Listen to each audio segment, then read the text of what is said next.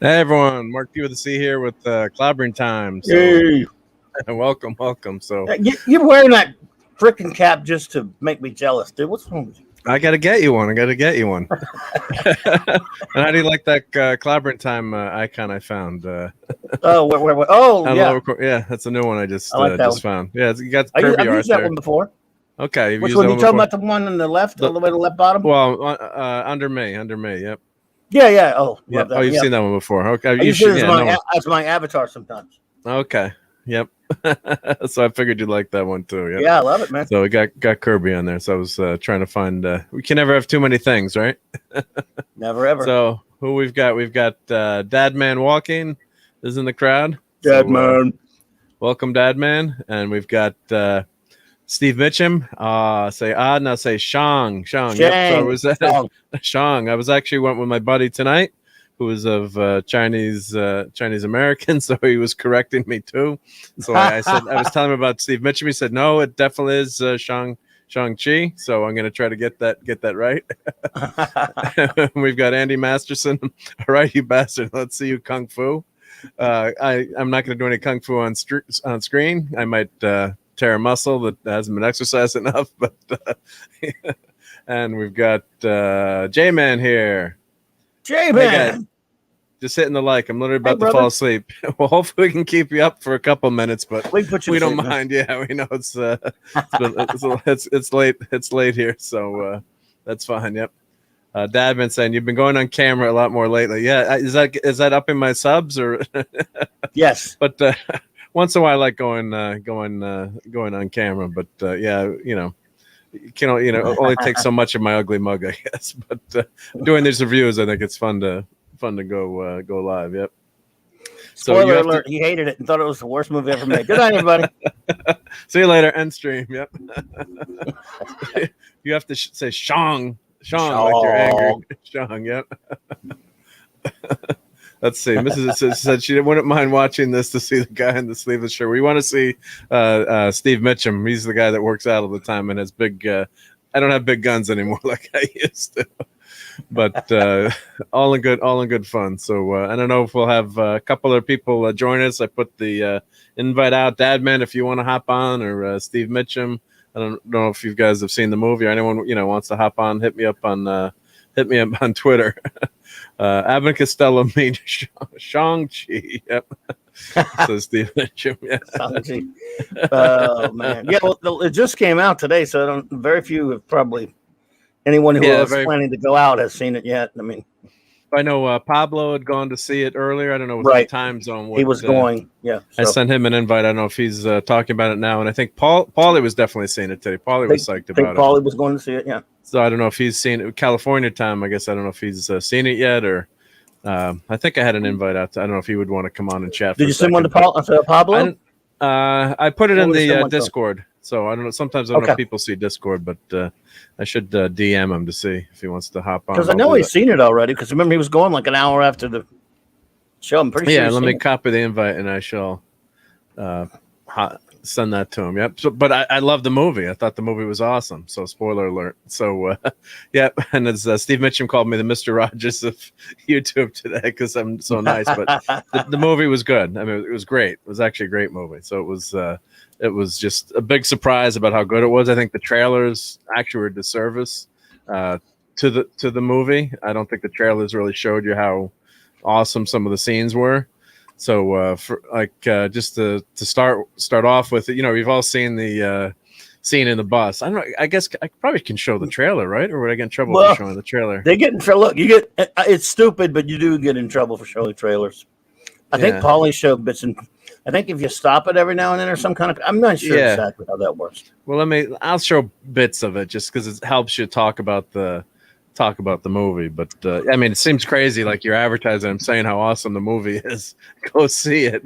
And when you show, I'm not monetized either. So no, but again, you're advertising for them, right?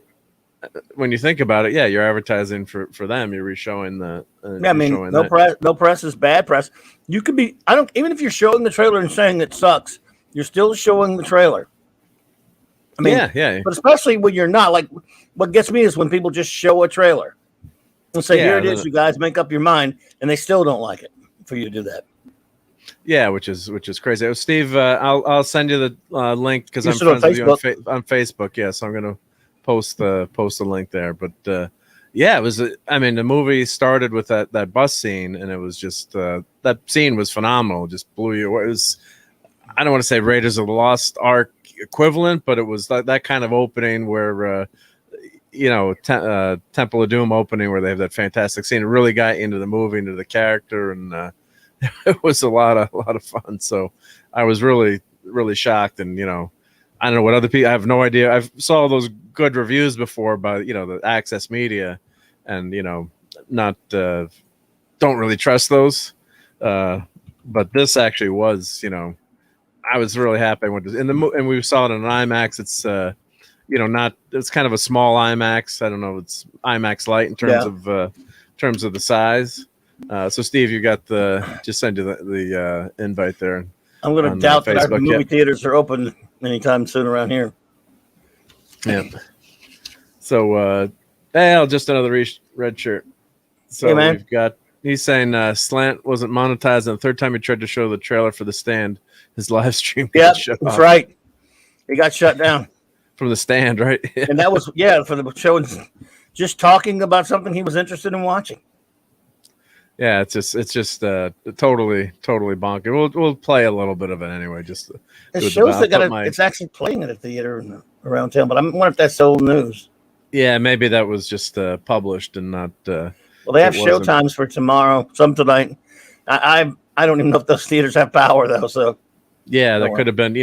They publish this stuff. They've been up for a while ahead of time, so it's could have been an old old listing or whatever. So let's we'll try to be copyright compliant. So we'll post our little message here. So fair use. Seen the trailers anyway, but yeah. Yeah, I know. Just we'll put that up and then we'll throw. I can't get past the look. The guy looks like such a dullard. I can't. I mean, I don't know. It might be I'm sure the movie's good because you say it is, but I can't. Yeah. I want him to look like Bruce Lee. I want him to look like the one in the comic, and that guy looks like a dork to me. He looks better in the movie. We'll say he's they do some things with his character, and he's it's definitely I won't share. I guess I just won't share the audio here. Everyone's seen it, so maybe that'll help too. But so you've got the open, and then I'll flip through it, real quick. So the one thing they did, obviously they got rid of the character of Fu Manchu, which is problematic character, shall we say, today. Well, they just gave the Mandarin. Sounds like to me like they just gave the Mandarin his name. So so this is there'll be spoilers, and these are not. I'll try to not give huge major spoilers. There's a couple twists and turns I'll leave out, but if I don't want to tell anyone not to listen, but there's going to be a couple of spoilers. There's no way to really talk about it and not have a couple of spoilers to show why tell you guys why I like the movie. So basically, there's a mystical village, think Brigadoon, in China that Shang-Chi's mother is from, and the Mandarin. It's not the Mandarin; it's his father, but it is actually that's who this character is supposed to be. Is supposed to be the Mandarin for all intents and purposes. So he finds these 10 rings. They open in the past, with him finding the rings. They don't say, legend says whether he stole them or he found them. They don't really describe how he gets the rings, which is right. You don't need to know. That's fine. You mean the 10 bangles, the 10 bracelets? The 10 bangles. Yep. So they go on his arm. They're not rings on his fingers. They're they're go on your gauntlet on your forearms. No. So they changed that. And basically the tagline is, the first scene they're saying he could have used the rings to, for the cause of good, but instead he chose to, basically acquire money and become rich, and he was a greedy capitalist basically instead of being a hero. but hey, we got Steve Mitchum here. Maddie's Hey, Joe, buddy. How's it going? Greetings, guys. Hey, greetings, bro. Greetings. Repeat after me. Repeat after me. Shang. Yeah. Repeat after me. Repeat after me. It's everybody point to the left. Oh, yeah. Yeah, the Chinese is a tonal language. So if you say ma, it's a different word than if you say ma. So you don't want to say horse when you're trying to say mother. So it's tough. Yeah, it's a very difficult line. Yeah, tough. Don't call me Sugar. And don't call me Sugar or Shirley. Or Shirley. Don't call me Shirley. Either Yep. way. Eric K. Hell. Hey, Eric K. Yeah, bro. Eric K Hey, is saying, I wanted to feel like one of those things I would do both good and bad. Yep. So, yeah, so that I'm not even going to attempt to pretend I'm pronouncing things right. Even when I spoke French, my dad would yell at me and say, "You've got the worst French accent in the world." I'm like, "Gee, thanks, Dad." Yeah. And Dad man is saying, "Yes, Mrs. just corrected my pronunciation of Lee." So yeah, tough language with all the nuances. I don't know, but I guess you can. Yeah. With the Chinese Lee. Stanley. I don't know. I guess. It could be the yeah. I don't know how you mispronounce Lee. You got me. That's a triumph in itself. Well, in Chinese, there are 4 tones. So if you say Li, it's a different word than if you say Li. So that's So it could be really confusing. It's really easy to see. Yee. What if you have bad hearing? My God. What? What if you have bad? But I'm bumped. You got me. Point scored. Yep. By the way, can you see me? I don't know. No, we can't see you. Okay. We can't. You're like. He's got everything covered up. Oh, wait a minute. You're covered up. He's got an overlay up there. How about I got now? the overlay. Yeah. So let me dump the overlay for a second. Let's see. Yep. There you are. Yep. Because I was going to say, you always catch me when I'm either going to or coming from the gym. So I do actually own sleeves with long shirts, but. You do, yeah. So Mrs. Dadman wanted to see some sleeveless. Here, let me hide the. I think she was talking about Shang-Chi. Yeah. I think she was talking about Shang-Chi, but still. Okay, yep. There is a scene actually where I'll go through the movie, and there's a great scene where it's showing off his physique. So that was pretty funny. So the girl Katie is a great foil in this movie. The comedian, I can't forgetting her name right now. Aquafina, yeah, she was fantastic in this. Now, so she was great. I thought the distilled water. Distilled water, yeah, Evian, yeah. But I think having her really helped him act, and it was like shouldn't use the yin and the yang, which maybe is bad to say, but but in the serious and the comedy, there we go. So, that's okay. So but it's really she really helps the movie, and in some ways I was talking to Clobberin Times before, it was like Guardians of the Galaxy light, maybe, in terms of being surprised by liking a movie, because I went to see Guardians of the Galaxy and I'm like, this movie's gonna stink. There's no way they're gonna be able to use these characters. It's gonna be just a dumb silly romp or whatever. Yeah. And I ended up loving the movie. And to this day, it's one of my favorite movies. Plus that soundtrack, it's classic. Great. And so they used music in this movie a couple times to good effect. So, but yeah, it was I guess it was Maddie's Daddy. You've not seen it yet, I'm assuming, right? I've seen the trailers. I have not seen the movie, but I'm not worried about spoilers. So okay, yep. Yeah, we're not spoiler pansies around here. Yeah. So basically, what think Ra's al Ghul basically is his dad, the Mandarin. Yeah. So he meets his mom at he's trying to find this hidden city, this Shangri-La Brigadoon, that has a land of dragons and crazy, mystical creatures and powers, and he's lived 1,000 years, kind of like the Highlander, and he's looking for that next thing that he can do. And they don't really say that. I'm sorry. Shang-Chi has lived 1,000 years? No. His father. Fu Manchu by being called Mandarin. Right. It's really the Mandarin. It's the Mandarin. Yep. Yeah, so and they actually credit him as the Mandarin too in the film. Yeah. So he's lived. So they don't really say that he's a evil guy, but he's not. He's not out there. Trying to make the world a better place. He's more greedy and just trying to acquire wealth. So. But there was a brilliant scene where he goes to try to find the village, and it turns out that it's going to be the character is going to end up being Shang-Chi's mom. I'm trying to say, I can't say these names, which is Michelle horrible. Yeoh, right? Yeah, Michelle. Yeah, she's always nice. awesome. Yep. And it's Fala Chen. I know I'm saying the name wrong. But well, here, let me put the cast over on the. Hey, does this movie have his sister, Shang-Chi's sister? Yes, it does. Yep. She's that's from the Marvel comic, but she's also from the in the Fu Manchu books. Yep. She's one of those. So the actors were all great. Name. Yeah. They so what's was that? Yeah, Aquafina. And where's the mom? Let's see. Show more. Top row, second from the right. Yeah, I think. Yeah. Oh, that's Rosalind Chow's in there. Oh. Yeah, she's finally playing somebody Chinese for a change. Yeah, she spent her whole life playing Japanese characters. You know, was Keiko Japanese? Or? Yeah, Keiko is a Japanese name. Yeah, yeah. Easy way for you to tell, Clobby. Chinese names are always one syllable. So Li, Ma, Qian. You know. Okay. Japanese names are like.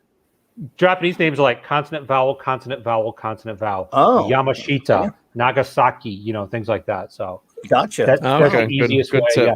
And if a Chinese name sounds like two syllables, they're combining. It's like if we called you Mark David or something. Okay. So they have a. No, sorry, but they have a scene where they're meeting. It's just brilliant kung fu where they're fighting and she's protecting the village. And, you've got the Mandarin there with the 10 rings and you're like, well, how is this woman going to fight this legendary, warrior who has the 10 rings? And she just schools him. And she uses her body to flip and, direct the energy against him. And then it ends up becoming a dance, like a flirtation, a courtship. And they're kind of smiling at each other as they're, you could see the attraction. The actors were fantastic in it. So it was a beautifully choreographed scene. And there's some wire work in it, but it's not over the top crazy wire work. That has its place, or that's fun stuff. But it was just such a well done scene. It was just so brilliant. I thought how they had them. Ended up being a kung fu dance basically. So what happens? Go ahead. I'm sorry, I was gonna say the guy who plays Shang-Chi's father is a great actor. Oh yeah, he was good. Yeah, the acting was top notch. And hail at just another red shirt. He said some stuff to me, and I didn't look at my phone. So hail. There we go. Yep. Yeah. The last, like in my name, the last letter is silent. My last name. Yep. Well, is yours Ducre? Yep. French. Yep. French. Yep. Although I probably Swiss French. Your French accent is horrible, man. Oh yeah, watch this. Café du Monde. Les bon temps roulé. Yeah, that was good. Everybody in Louisiana can say "Let the good times roll." Yeah. Everybody. But I can hear the French accent. I can't speak it, but I can tell if someone's got a good accent or not. But that's my superpower. Yeah. To be fair, I was trying to do a Cajun accent, which still sucks. Yeah. But 我会说普通话很好, so. Yeah. Too bad Ash is in here. Yeah, we need Ash. Yep. So where was I? Yeah, so he's they have that courtship, and a lot of it's predictable that something bad is going to happen to the family. So they're living together. He's not allowed to enter the mystical village because he's would corrupt the village, or he's been he's judged not worthy to enter the village. So she gives up the powers that you get from the village, and they go to live by themselves somewhere in China. The only part, this is integral to the character, so you got to spoil this. So the mom, people from the past come and kill the mother in a kung fu in a fight. You don't see really much of the fight. You see the aftermath, but it's a really well done scene. That they have younger kids obviously playing the brother and sister. They did a nice job. And the only thing nitpicking, you'd say, well, if this Mandarin had been alive 1,000 years, wouldn't he have had bodyguards or a house that was, would protect himself more, or, because he wasn't home, he would have been able to defend the house. And it was set looked like in the 80s, maybe. or not. So it wasn't like it was set, way in the past where you'd think, hey, if this guy has all this money, hey, maybe we would, have a little bit, some bodyguards, watching the place, or especially if someone came from his past. So it's kind of like his past revisits himself, and his past sins, ruin his current life. And he's basically said, well, I haven't used these rings in years, and now he's out for vengeance. So that's where like kind of that first act ends, and then I'll get into the bus scene. Let's see, we got low spec Linux laptop. Gonna start my stream soon. Have a good one. Yep, thanks, low spec. Good luck on your stream too. Yep, good luck, man. And then we've got Darius. Hail, Darius. Darius. Thanks for joining. Hail, Darius. Ew. Yeah, and Ash. Yeah, Ash does great accents. Yeah, he's good at Ash does a Southern England. He does everything, Ash. Yeah, he's good. Yeah. Wow, nice. So anyway, to get to the bus scene. So, I mean, that bus scene blew me away because you see on. We'll flip through the trailer a little bit, see if they get to that. So, Death Dealer, one of those dudes in there. Guys, yeah. I have to check out for a minute. No problem. Yep, hop back in when you can. Yep. Go ahead, bud. I'm gonna pull him out of the. Let me put him backstage. Then so you do the overlay back up there. Yep. Oh yeah. Thank you. Yep. I put that on just to. I don't know if it works, but should help stay copyright compliant. I got to move that up. But anyway, so we'll just go a few seconds, and so they're showing him in his apartment, and obviously showing him working out, which was a good little character moment. He's got a Warriors poster in his apartment, which is a great touch. Oh, and nice. a Godfather poster. So he's living. Basically, his dad gives him an assignment when he's of age, and it's kind of it's really kind of like it's Batman, Ra's al Ghul training the kids as assassins.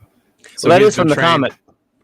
Yeah. But I mean, saying this, if you're not familiar with Shang-Chi, think Ra's al Ghul is his dad. I'm trying to think of like Fu Manchu, similar to that.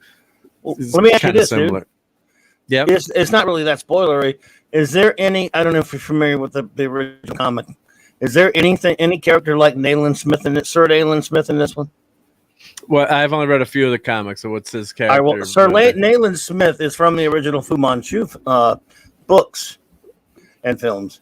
And in the first issue of Shang-Chi, which was Marvel's special Marvel edition number 15, he's obviously it's when he's sent on his first assignment as an assassin by his father to kill Fu Manchu's longtime enemy. Because the guy, he's in Scotland Yard inspector. It was the constant foil of Fu Manchu in the books. But now he's like a really, really old, decrepit man, and Shang-Chi doesn't want to kill him, and they form a bond, and Nayland Smith becomes his sort of mentor throughout the comic. So there's nobody like that. Very similar to the plot, except you're not going to like what happened. Now, knowing that, when I say what happened, you're not going to like it. So, okay, I just didn't even think he'd be in there at all. It deals with he's sent to kill the person that kills his mother, so that kind of flips it up a little bit. That's different, yeah. So it's different. So it's not the same. But I won't say what he does, but it's not the same choice, I guess, because he's being sent after the person that's killed his mom. You don't find that out till later in the movie who he's been sent to kill.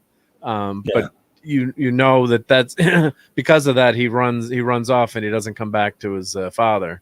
I was just curious. Yeah, no, but they probably pulled that, knowing that they pulled that thread to copy that. Well, they don't have the rights to it, Andy. But the thing is, they're not that expensive. The Sax Romer estate doesn't charge that much. When they went back to reprint some of those Master of Kung Fu omnibuses, they had to pay them to do those. And it's Disney; they could afford to easily, if they'd wanted to, could have easily afforded to use Fu Manchu. They don't want to touch that character now, right? So no one does. Yeah, no, yep. So they're showing him work out, yep. And then he's actually he's actually working as a car valet. BMW's got a lot of product placement in this movie. Let's just say that. Of course. So just as your intro to the character, this this guy, you're assuming this is this is Shang-Chi, because they've just shown you how rich his dad was. He's in charge of the world, that kind of stuff. And you're waiting to pan up. So this is really filmed well. And he tosses Shang-Chi, Sean, I should say. He's actually goes by Sean. He's going by Sean right now. Mm-hmm. And then this is Katie. And so what they decided, they're showing how crazy she is. She's like, give me the keys to the car, right away. She's like, let's go for a joyride. Of course, a lot of these fancy cars now, they've got a valet mode, so you can't go above like 15 miles an hour. Oh God! So let me add. I don't know if Steve is back now. I'll add him back if he's he turned his camera off. Let me grab. He's back in now. So they go out like she's totally hysterical, and they're talking about how you don't know that he's on the run at this point, but he's working as a valet, and the family is picking on like, why you guys are smart. Why don't you make something make something of yourself? So she's kind of cute. She's kind of cute. No, she is cute. Yeah, she's definitely cute. Yeah. So there's a good romantic vibe there, but they never kiss or take it to that next level, which is actually better if anyone remembers Moonlighting for us old timers. Moonlighting, yeah, love it. So Moonlighting with Bruce Willis and who was that? Sybil Shepherd. Sybil Shepherd. The tension there was always great. So this is they're showing training Shang-Chi when he's young. So it's kind of that was kind of a brutal training, but that was all well done. And the martial arts kung fu was fantastic. He's believable in the movie, and I'm sure they had stunt doubles and people, but he impressed me in the movie. He was very good, I thought. And then that's him with the rings. So they're showing how the rings don't have specific powers. So that's kind of a deviation from the comics. The rings almost kind of like a Sue Storm force field or whiplash, and then they can shoot out. They can shoot forces out, and they can make kind of like a shield for yourself. So that part is different from the comics. Gotcha. Everybody was that kind of fighting. Yep. Kung fu. Kung fu is not child's play. Yep. Kung fu is kung fu. Do you understand that quote, Mark? Do you see? That was from that from the what show was that? That was everyone's kung fu fighting. What did you say? Oh no, the one kung fu's kung fu. It's not child's play. Quoted Bruce Lee. Oh, it's Bruce Lee. Yep. From the greatest episode of ever. Enter the Dragon, or that was the crossover episode. Yeah. Yeah. No, in Enter the Dragon, he said, "It is like a finger pointing to the moon." He slaps the guy on the head, says, "Don't concentrate on the finger, or you'll miss all that heavenly glory." Yeah. He wrote that. Bruce Lee was not just a great fighter; he was brilliant, and the guy was a genius. Oh yeah. And if he would have been younger, the guy who played him in Dragon should have played Shang-Chi. Jason Scott. I don't think I love Jason Scott Lee. Don't get me wrong; he was great in Soldier and Map of the Human Heart and all kinds of stuff. For Shang-Chi, the guy that I've told Clobby this before, I would have picked the guy that played the drunken master in season 2 of Iron Fist. Because the guy had the right look. Because Shang-Chi had kind of a longer face. I'm like Clobby on that regard. I want him to look like they did in the comics. I don't want Superman to have red hair and freckles. I want him to be square jawed and Yeah. I can't remember that guy you're talking about, but unfortunately, I did watch that second season of Iron Fist, but I can't remember him. Yeah, I'll pull it up. Yep. Not a biggie. Iron Fist. No, but it's fun to look at. Yep. That show. Put in Iron Fist drunken. Put in like Iron Fist. He was good. Yeah, he was impressive. His martial art. Yeah, because let's see if they give you. Let's see if we get a picture of him. Put in Iron Fist drunken season 2. Just put in drunken. Yeah, drunken. Yeah, he was a drunken master. Yeah. Put it after season 2, probably. There you go. Yeah. Yeah. I know the scene you're talking about. I just can't really replace the face or some. You misspelled it. Drunken. Oh, okay, yeah, yeah. Oops. Somebody's thinking about donuts. Donuts, yeah. Don't get donuts. Where is he? He's got to be. She's got to show up, yeah. Because the guy was really good. He was a good actor. He's got the right look. He is a much better because who's the guy that played Iron Fist? I forgot the end. Danny. No, it was Danny. I mean, dude who shouldn't have played Iron Fist is his name, I believe. Yeah, Finn Jones. Yeah. And they hired him too, and he had like 2 months to prepare to, Yeah. Is that him there? No. If you go to IMDb with the cast list, you can probably find him that way. Yeah, but the guy was really good. I mean, I can tell by looking at the way he fights, he would kick either one of these guys' butts because he actually has the skills. He's actually a kung fu practitioner. Whereas both Finn Jones and Simu, which is so funny because in the dialect that I speak, Simu is a female teacher. Neither one of those guys has any martial arts training. And so it really now with Iron Fist, they could have fixed the whole thing by putting the damn mask on, because then you just go boom to a martial arts. You just change the maybe find another blonde-haired, blue-eyed kung fu master, maybe one from Louisiana. I don't know. I'm just throwing things out there.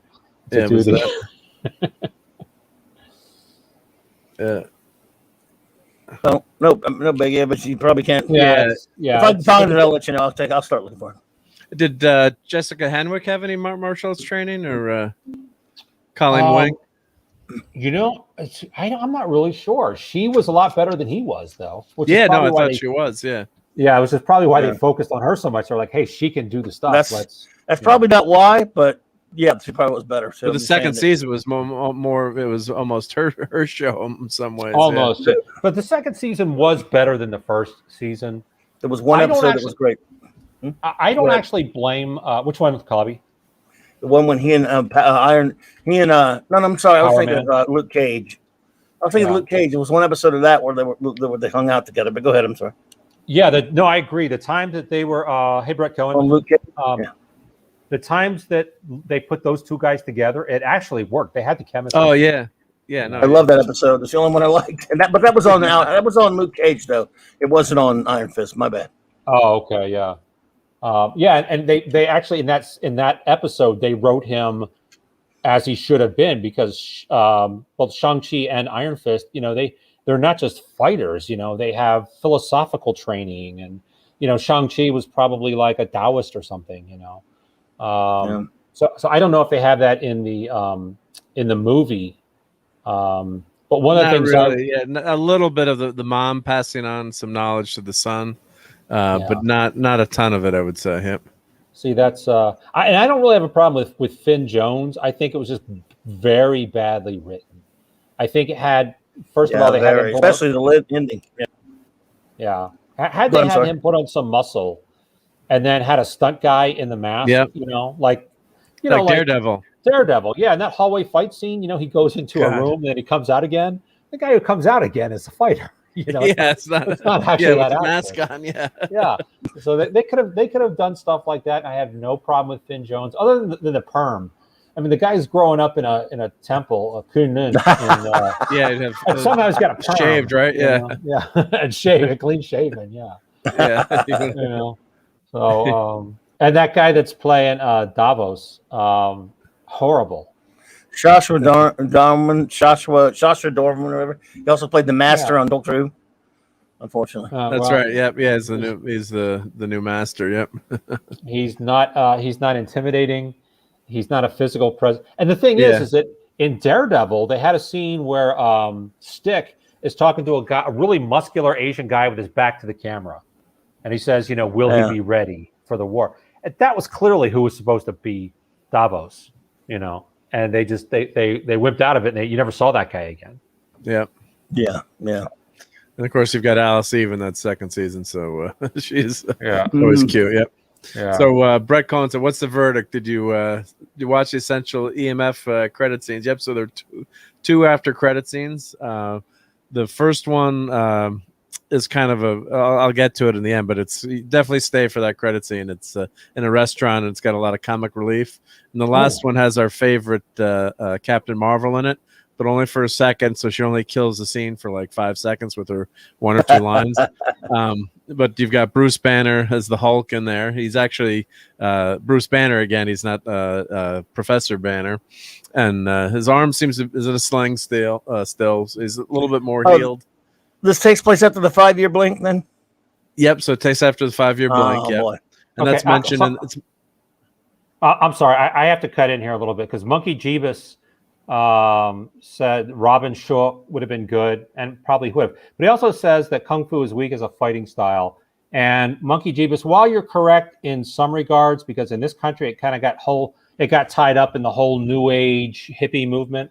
I've never lost as a black belt in a tournament ever. And I've sent people to the hospital. And my brother and Clobby, my friend George, those guys would send guys flying.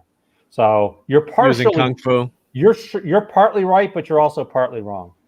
Because I've never, as a black belt, I've never been beaten. Me either, by the way.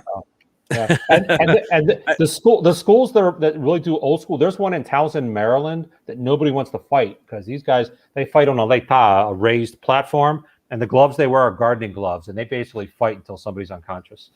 But to a large degree, though, Monkey Jeebus is right because a lot of the Kung Fu stuff, especially in this country, is a bunch of guys that want to sit around and go om, and McDojos where they just take your money and they're not really serious about training. But I would also say that about Taekwondo. I've never fought a Taekwondo guy who wasn't really easy to beat. Really easy to beat. Is that just because you're a good fighter? Or you're talking styles now. No, I'm talking style because Taekwondo comes from an older Korean martial art called Hwarangdo, which was a good martial art. But in the 50s, I believe it was, the government got together with this guy named Jun Rhee and some other people, and they said, look, we need to do something that everybody can do, old people, kids, or whatever. And so they kind of watered it down. Plus, there's too much of a just another red shirt. I'll address that in a second. There's this big overemphasis on kicking in Taekwondo, which makes it easy to see what's coming most of the time. I'm not saying there aren't good Taekwondo fighters out there. I'm sure Billy Blanks was a Taekwondo guy, and he was good, although he incorporated other stuff into his style. But the overemphasis on kicking is kind of silly, and there are some other issues as well. So to address the Tai Chi question, Tai Chi was intentionally made deceptive. That one, just another red shirt. You are right, just another red shirt. Unless you can find a real master, there are some. There are very few and very far between. There are more in Australia than there are here. But all the moves in Tai Chi originally were killing moves, and they're all pressure point attacks. But the original family that was practicing this, that learned it from a monk in Chenjiakuo, China, saw that people were spying on them to learn their secret fighting techniques. And so they changed it and they disguised it and they camouflaged it to look like BS martial arts. And they made sure to make it flowy and all this stuff so that you could practice for 10 years and not know what any of it means unless your master told you. Okay, so here you're pressing on what the Chinese will call the stomach 9 pressure point right here. The Western doctor would call that it's a sinus artery. No. Well, it's a baroreceptor on the carotid artery, and it sends a signal to your heart about your blood pressure. And I used to have a student who was a paramedic, and when I was teaching him this stuff, he said, "Hey, I learned that in paramedic school." I said, "Really?" He said, "Yeah, but we're told not to do it because somebody could die. But if somebody is stroking out, they can push on that. You have to know the right angle, the right direction to push on it, and the right amount of pressure. Because if you too much, too little, things could go sideways." But he said, "Here's the thing." He said, "This is the reason it's deadly." He said, "For most people, it probably wouldn't kill you, but what it does is you're unconscious while you're standing, and so as you fall, you don't catch yourself with your hands. It's boom, and your head will just bounce off the ground." Vulcan neck pinch, basically. Yep. Steve, are you talking about this guy, Louis Tan? Look, I think that's the guy. Yeah, because they don't have he's not listed by Drunken Master. But I went into the episode and found out. I'm looking at the dude. I'll show you if you want to see. I think that might be here. I think it might be too. Yeah, I think he's British. Either that. Yes. No, he's not. He's not British. This says he is. This says he's British. Okay. Let's see here. Lewis, just tell if is this here. Just who you're talking about. Andy Masterson. What style of Tai Chi? Wu. I do Chen. Is that the guy? I think that's the guy. Yeah. That's him. He doesn't have the scar. They painted the scar on him. That guy would have been good though. Yeah, he was intimidating. Yeah. He was good. He's got the moves. Yeah. He's got the moves. He could have beat Finn Jones to a pulp. Yeah. And he's got and he's like he's in shape too. Whereas the guy playing him now, I've seen precisely one video of Tai Chi Master. All people doing straight. Yeah, that's true. Just another red shirt. It's something that mostly is. And my first teacher was just like of Tai Chi was just like everybody else, full of BS that he was taught. But I met a real master, and he said, "What is this movement?" And I said, "You're pushing somebody," which even I thought was stupid. He goes, "That's stupid. Why would you push somebody with the back of your hand when you're fighting? He's just going to punch you." And then he's the guy that taught me that this hand goes behind the neck. This is when people come in to grapple. So this hand goes behind the neck, and this hand pushes on that. They call it the stomach 9 point, this baroreceptor that I can't think of the name of. And I was like, wow, that makes sense. And I've also, I used to not believe in this stuff, but I took my students to a guy that taught pressure point knockouts, and he knocked me out with where's the camera? He put his fingers here and twisted, and then smacked me right here, and I was out. And you went down like Frazier.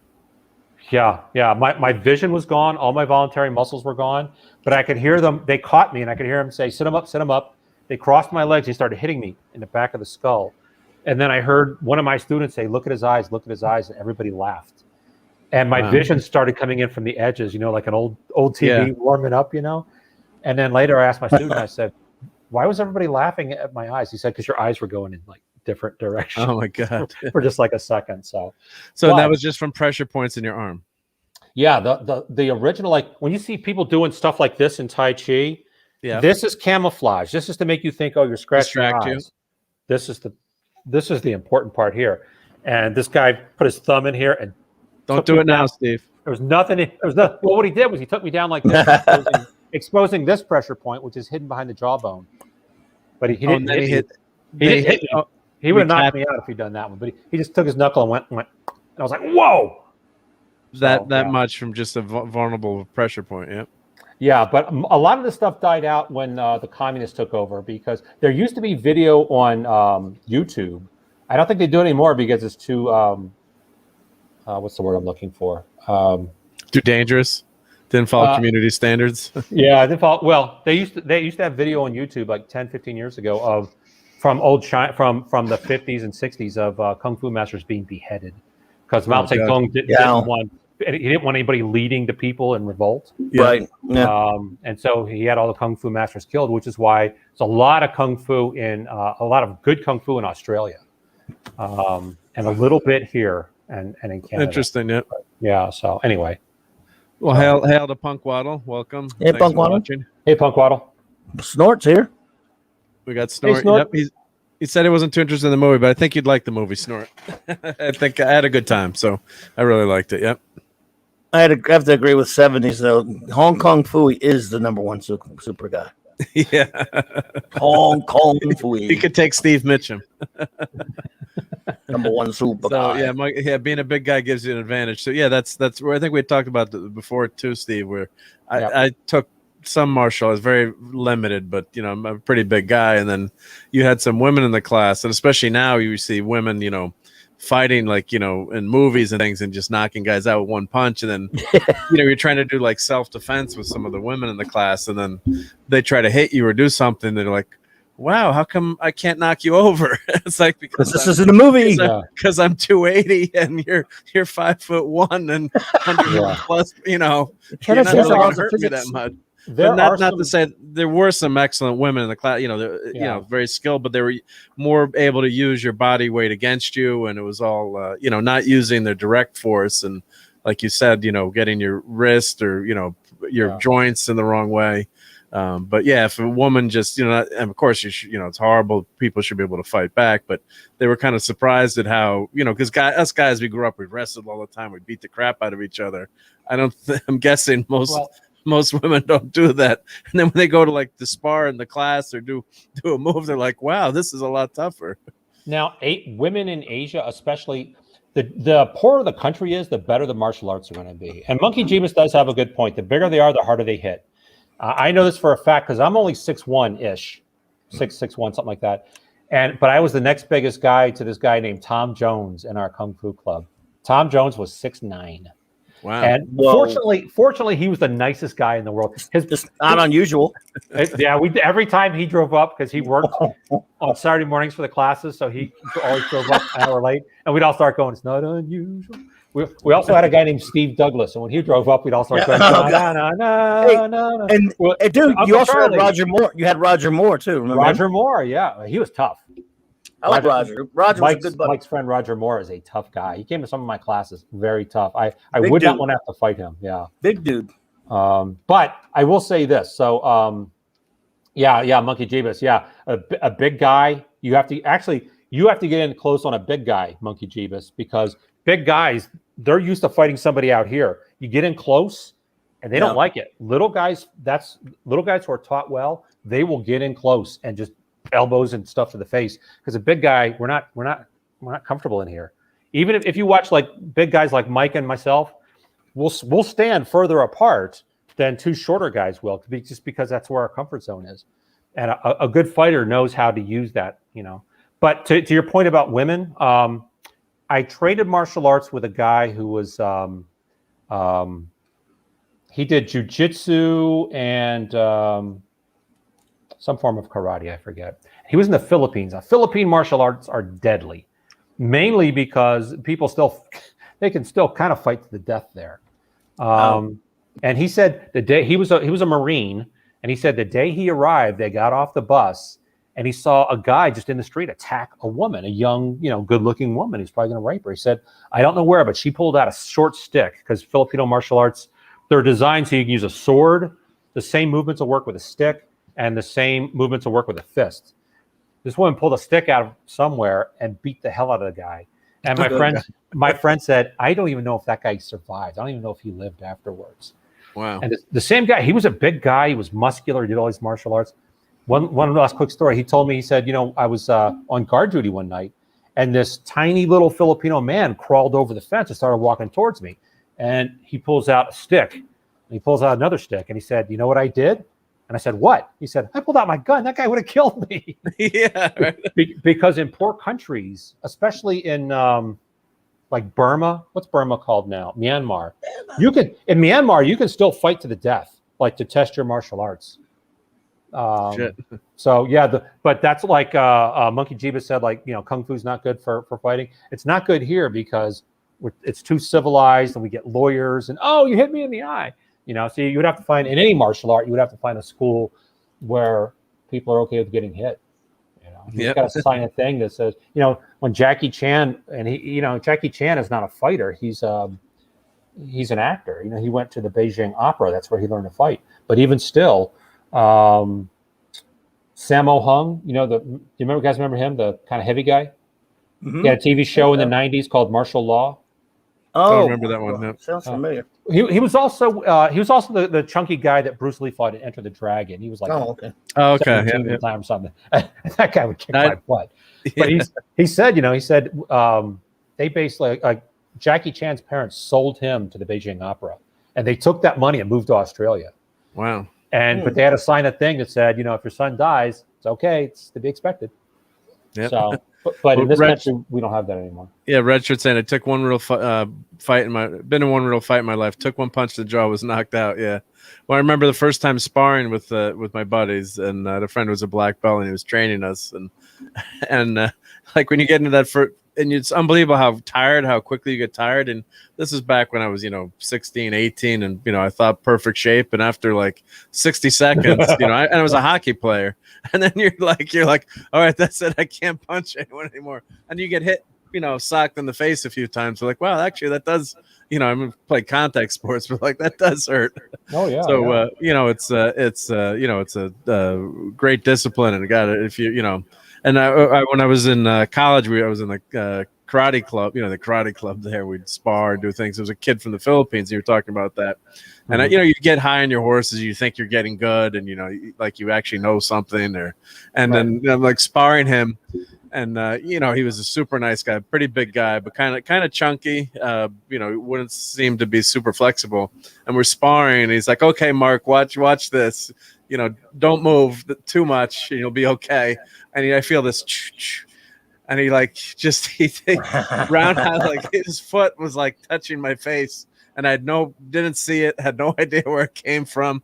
And I wasn't like showing off, I wasn't trying to show off to him. He was being friendly, showing how techniques and things. And in your mind, like I was thinking, I'm getting a little bit better, and like, holy shit, if I was in a real fight with this guy, I would have been dead in 5 seconds. So even as a big guy, you'd be like Redshirt saying, you get hit. That's the one crazy thing about movies is if you take a hit to the face or the jaw or something, you see the pro boxers go down too whenever it's a solid punch. So yeah. But that's most why I love the Rocky movies. The noise when they get hit. Yeah. But a lot of fights I find I've friends who do Brazilian jiu-jitsu. Yeah. A lot of fights end up, I always say never get in a fight with a wrestler. A bunch of my friends are wrestlers because a lot of if it gets in close and if you don't get that person out in the first punch, a wrestler's going to destroy you or someone who knows jiu-jitsu because they're just going to wreck you. I don't know if you guys saw the college athlete, the guy that was kind of like the big man on campus and was picking on some smaller guys in a bar who happened to be martial arts experts and wrestlers, and they just destroyed these football players. It was on video.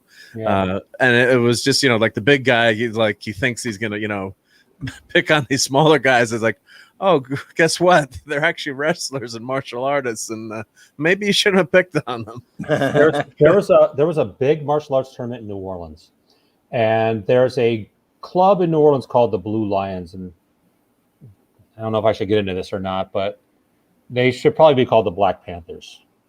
Their teacher tells them to, when they say stop and the guy turns around, punch him in the kidneys. I mean, they fight really dirty. And but this guy, Kung Lee, was there. And you guys have seen Kung Lee. He's been in some movies. This guy's the real deal. And he's about 5'8", maybe 5'9", muscular guy.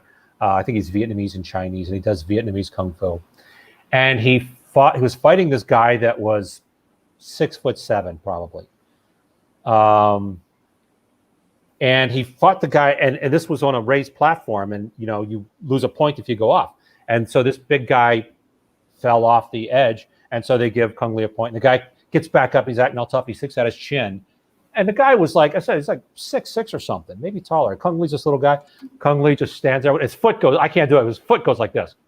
He knocks the guy right off the platform.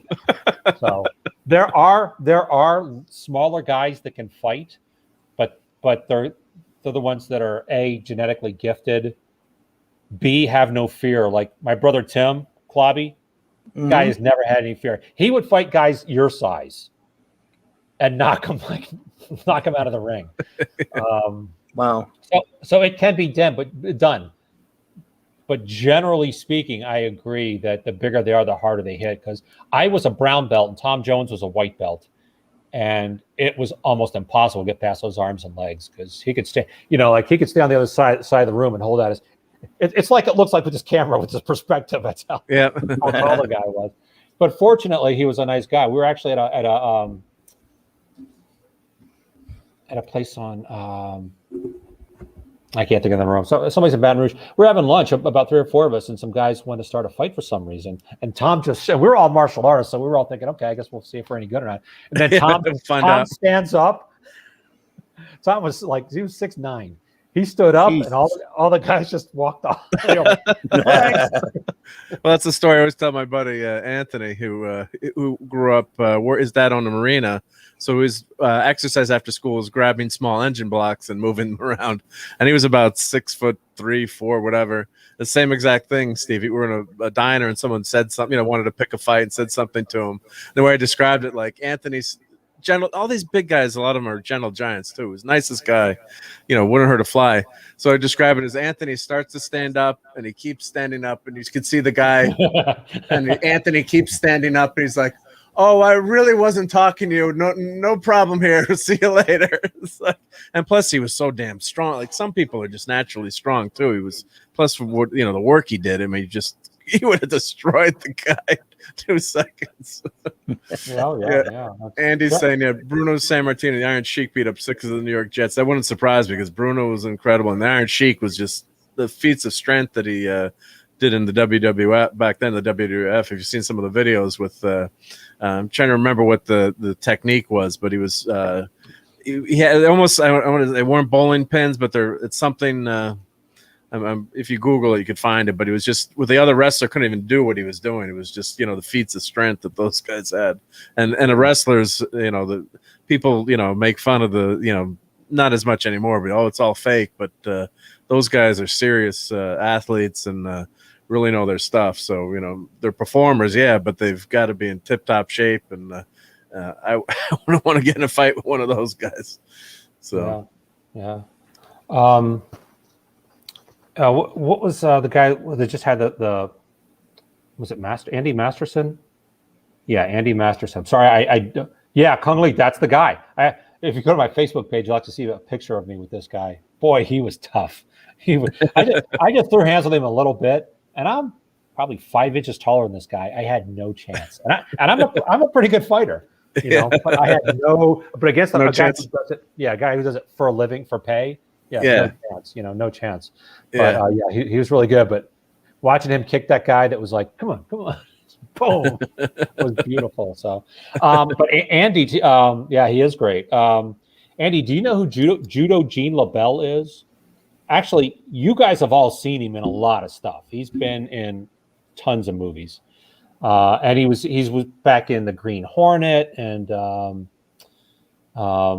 he's like really old now. And Steven Seagal was in a bar apparently and was saying that he could beat anybody on earth.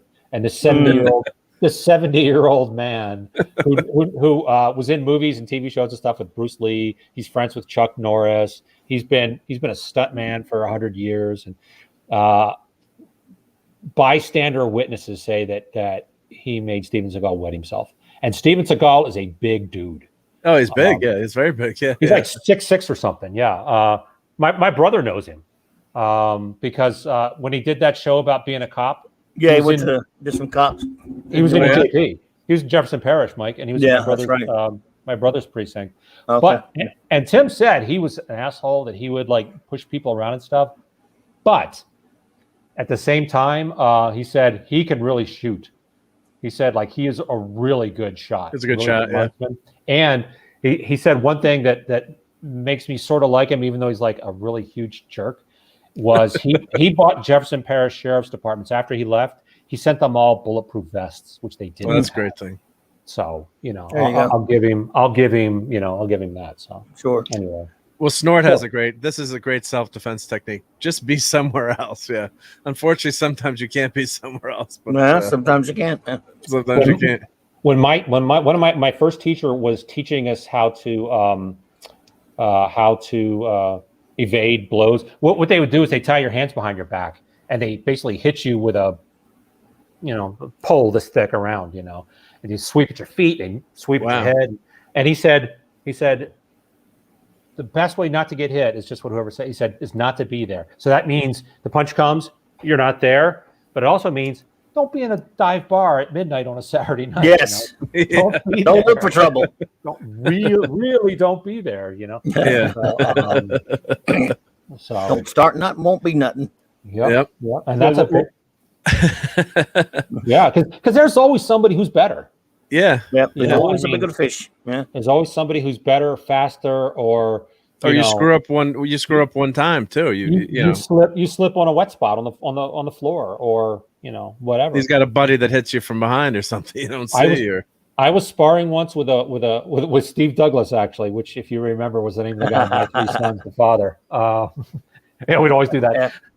William Demarest is Uncle Charlie, But I was sparring with him, and for some reason, my mind flipped back to that morning because I was having a secret. There was another girl in the Kung Fu Club that I was friendly with, and we weren't allowed to do that. And for some reason, my mind clicked back to that morning as we were both getting ready to go our separate ways, and then come back at Kung Fu class and pretend like we hadn't seen each other. And as my mind snapped back, a second later, I woke up because Steve had kicked me in the face. Because my mind, for no reason at all, went somewhere else. Boy! As he was throwing a kick, and he knocked me out. So there are just so many things, gorgeous women. Yeah.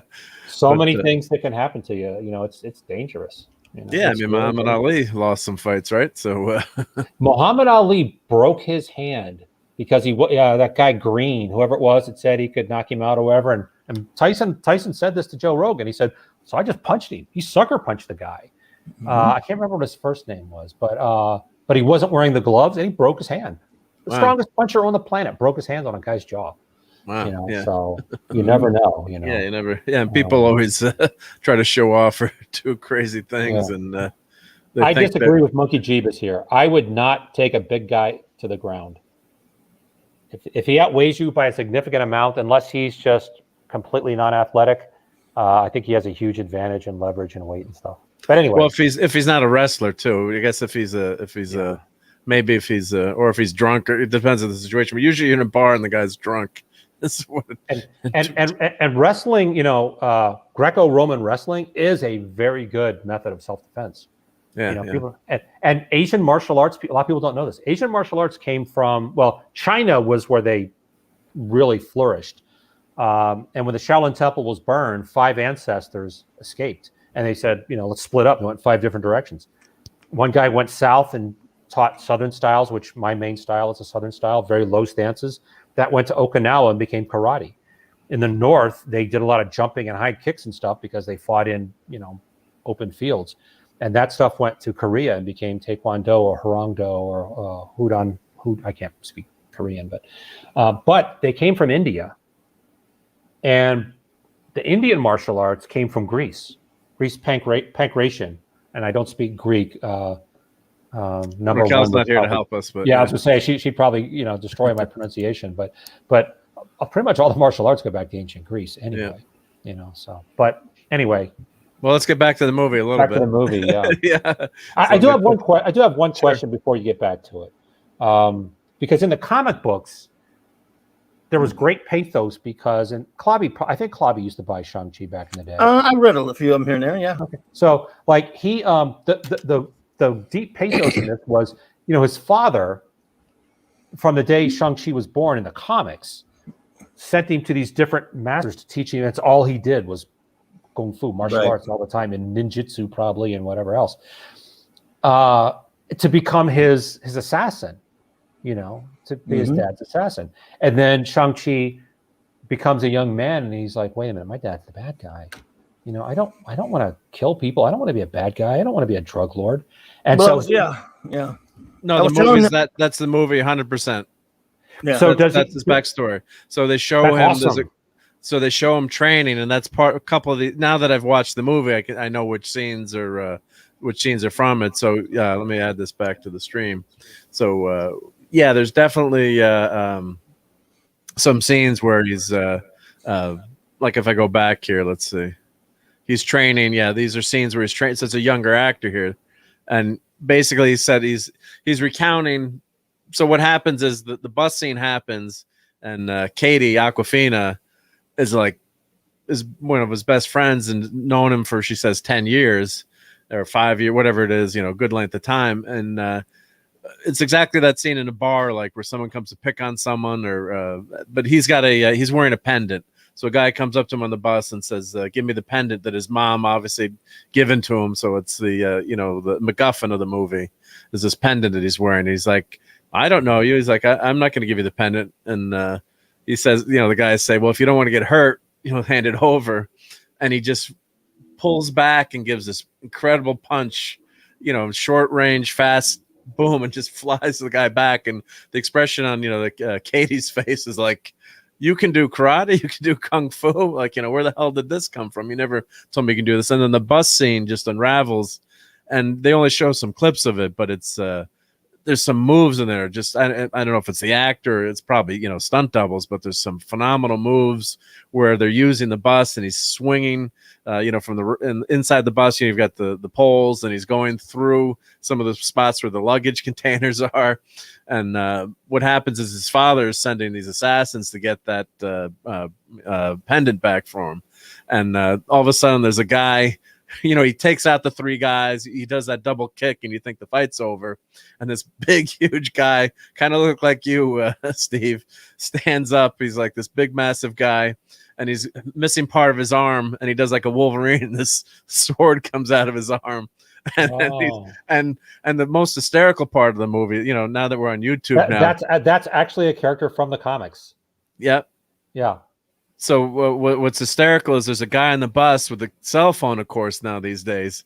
And he's like, this is Clobberin Times. I'm live at, on the, First Street bus. And there's a great fight going on. He's like, and he's this big, huge, fat dude. And he's like, and I took martial arts when I was a kid, and I'm going to grade this fight for you. And he's like, there's this, he's going back. Wait. You're joking, right? You're making this up? No, but it was hysterical because that's what happened, right? If people are fighting on a bus, what would someone do? They'd pull out their cell phone and say, I'm going live on YouTube now. But Clobberin Times? No, not Clobberin Times. I'm joking. Like I should have said me, Mark D, or I should have said Mark D or someone like a YouTuber. Sorry, Clobberin Times. No, not Clobberin Times. Sorry. I'm stream brain, but I should have said me or anyone could have been like, there's a YouTuber there. It's like, I'm going to, so they keep clipping back to this guy during the fight. And it was great comic relief. It was totally hysterical. Mm-hmm. So, and that would happen today too. Like, that'd be the first thing someone would do would be, so this is him training. They show him growing up, and they got, of course they do the montage. So he's explained. So what happens is, they eventually get the pendant. He the bus scene, there's incredible chase, and Katie starts driving the bus gets split in half. There's the martial arts on the bus. It was a phenomenal scene. It was just really brought a smile to my face.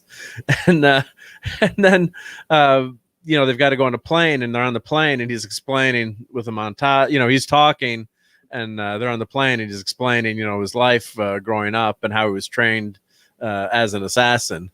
So it's just those are some of the scenes when he's training as a kid, and his dad gives him the first mission. Now this scene here, this is a kind of a throwaway scene, but there's the guy with I forget the character name, with the sword. And then they show him they trying to track down his sister because they think they're going to go after his sister to get the other pendant.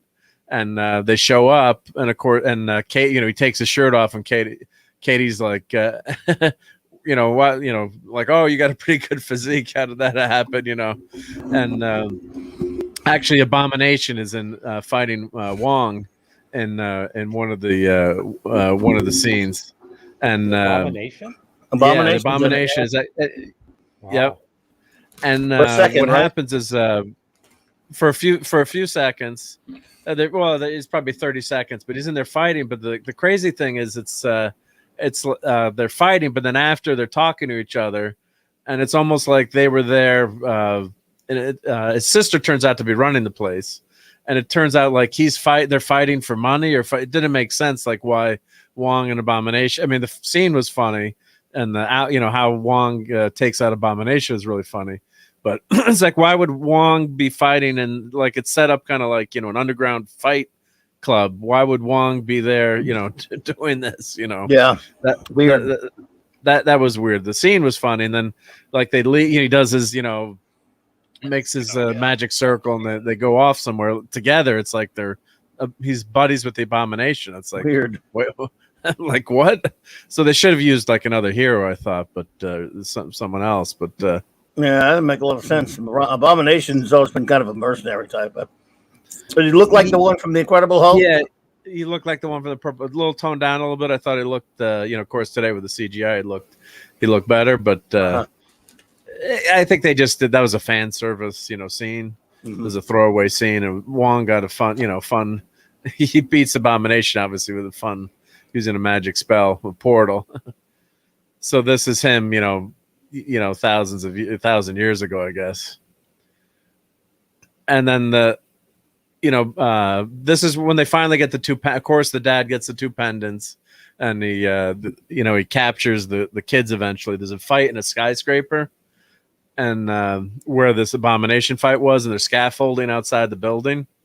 And there's a phenomenal fight scene out there. Of course, Shang-Chi's got to rescue Katie. She's falling off, and he makes this jump, and he rescues her. And of course, then he has a falling out with the sister, but then the sister comes back and fights, and it was a great moment to see like the two, the siblings fighting, and there's just some great, martial arts on the scaffolding where if you fall, you're dead. And I guess what it turned out too was Shang-Chi, when he was supposed to assassinate someone, he abandons his sister too, so he's left his sister behind, and the sister escapes the dad, but she's got a big vendetta. She's really pissed at her brother for leaving her with the crazy dad. So I don't know if they have. I don't think they have. Well, that's part of that scene there, but you don't really. There's phenomenal action on that. That whole scene was a great, and the idea of the sister coming back to help the fight, and she saves Katie at one point, so that's part of that scene, I guess. Yep. Yeah, so that's. They ever call him Master of Kung Fu like they're supposed to? They never call him the Master of Kung Fu, no. Oh, man. It's like Power Man. It just goes by the wayside. Although they did say Power Man in a Luke Cage episode. Yeah, the barbershop guy did, yeah. And then that second season when they showed the shirts, the guy was trying to market it, it had Power Man and Iron Fist shirt logo. That was hilarious. Oh, that's right. Yeah, that was cool. Yeah. So that was the courtship of the parents there, that scene. And this is, of course, the third act, the big final fight against the big, the big bad. And so you do kind of get all these mystical creatures. You get a Chinese dragon, the water snake serpent dragon. You've got like a Cthulhu type being. So you've almost got, like a Godzilla type fight in the end between these two kaiju creatures, which I didn't expect, which was kind of fun.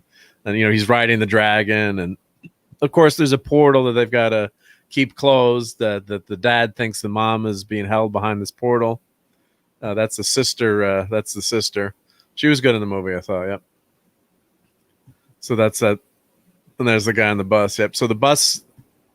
The trailer doesn't. This shows a little bit more, but the bus scene was really, really great. Great way to open the movie, I thought. Yeah. Clobby, what's the name of the character with the sword hand? Do you know?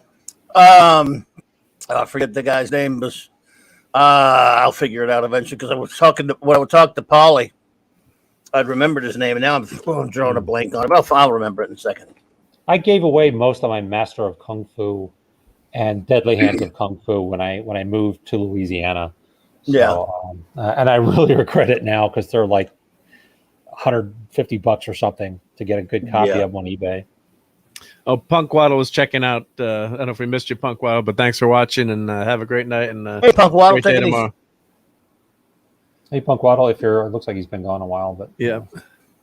So we still got Snortopoopas. Snort is here. Yep. Is it late for Bears? Yep. And Zax is here. Hail, Zax. welcome. Yep. Actually, so Andy Masterson, that's Razor Fist. If I remember Razor Fist, that's the guy's name. Yeah, because he doesn't look like him. That's what always throws me off.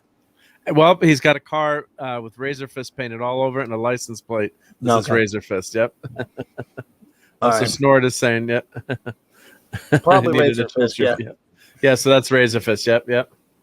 He was looking a few comics, but not a lot of them. But I mean, he doesn't really look anything like that. But you know how that goes. And the Death Dealer's in there somewhere, right? Who are the Death Dealers? The creatures, you mean, or the who do you mean by death? Well, there was a guy. There was a character, called Death Dealer. One of the bad guys. I forget exactly Which one he is? One I don't know. Is Fin Fang Foom in this? Do you want a spoiler? Well, you can tell me in the private chat. Yeah, no. There's a dragon in it in the end. It's not. It kind of the face kind of looks like Fin Fang Foom, but it's a traditional Asian water dragon with the almost looks like a snake with short very short legs, and it kind of looked like the dragon from the Never-Ending Story in the face a little bit. That's what it reminded me of. But it's definitely, they don't say it's Fin Fang Foom, and maybe that it could be but it's a dragon. Is actually, so the way they explain it, there's these creatures that are from another dimension, and they're telling Shang-Chi's father, the Mandarin, that the mother is being held captive in this village behind this wall of this portal, and he's got to come free her, and then she'll be back. She didn't really die. She's being held there. Yeah. So that's the plot point of the movie. So he's trying, and they contact him because he's the only one with the 10 rings. He can open up that barrier and bring them back. So what's interesting about that? You've got this mystical village, all these creatures, and so there's some great moments. There's a creature. What the heck was there was this. This is a funny point, but Ben Kingsley you can see is in the credits. So it's actually Trevor is being held by the Mandarin. Slatterly. Trevor Slatterly, and he's so you'll awesome. never see me coming. As an actor, he is so great. I mean, my God, he's playing this ridiculous role, and he's being held by the Mandarin because the Mandarin's so pissed at him, and he said the Mandarin was going to kill him, and he started doing some Macbeth, so he decided not to kill him. So he's like, Katie's like, so you're the court jester? He's like, I guess I'm the court jester. But he's got some great lines in the movie, and he's hysterical. And there's this mystical creature that the father has stolen, and so this creature comes out, and I think I got to see forget what the name is. It's like a pig without head with wings. It's they're gonna sell a ton of stuffed animals if this movie does well. And Trevor Ben Kingsley's like, you can see him for all these years. I thought I was totally crazy in imagining him. So everyone in the movie theaters laughed because he's such a good actor. Like most people couldn't pull off that line, but he pulls that off. It's just totally hysterical. So there's this creature with I don't know if I Google if I can find a picture of the creature, and then he kind of steals the show in a couple scenes. Like you think he's dead at the end, and the creature, I think it's he comes up and he's crying. He's looks up. He's like, buddy, I'm just pretending to be dead. Why don't you do the same? And then the creature flips over, and it was just it's totally the character that he would he'd fight for a little bit and then play dead. So that was a good good little comedic moment there. So and that's what I thought too in this Iron Man 3. I'm like, this is not the real Mandarin. So they've show and he said I got hired to do a gig. He's like, and it turned out to be a big mistake.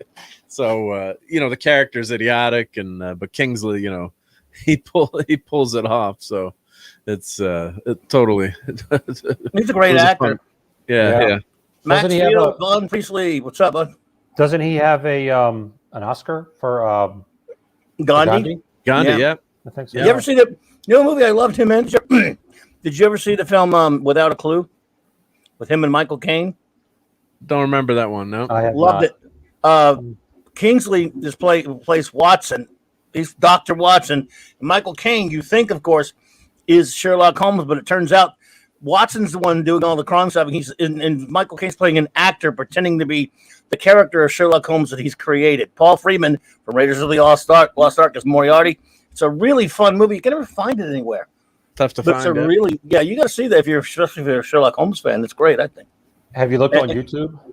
I don't know if it's on there. I think Claude has a copy. I'd like to see that again. There's a lot of stuff that's kind of fallen out of the public consciousness that shows up on YouTube, and Hey, real quick, Andy Masterson said first martial arts in China was Shuobo, which I know is Chao Ti, grappling in the 1600s. So here's an interesting piece of trivia, at least I think it is.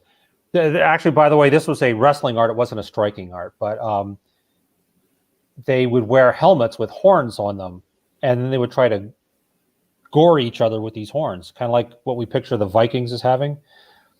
And the Chinese invented pants so that they could trip people. So if you wear pants, because our ancestors back in Europe and wherever were still wearing robes at that time and closing them up with a sash. The Chinese invented buttons and pants so that they could fight better. So if you wear pants, you owe it to ancient China. Interesting, yeah. There's your useless trivia for the day. Hail MVPs in the chat. Thank you. Yep. Hey, Great to see you. Yep. And he's asking, Gary thought it was total MCU. I didn't hate to disagree with Gary, but I will. I thought it was, the sister was a good character and, it was integral to the plot. It wasn't like she was thrown in there.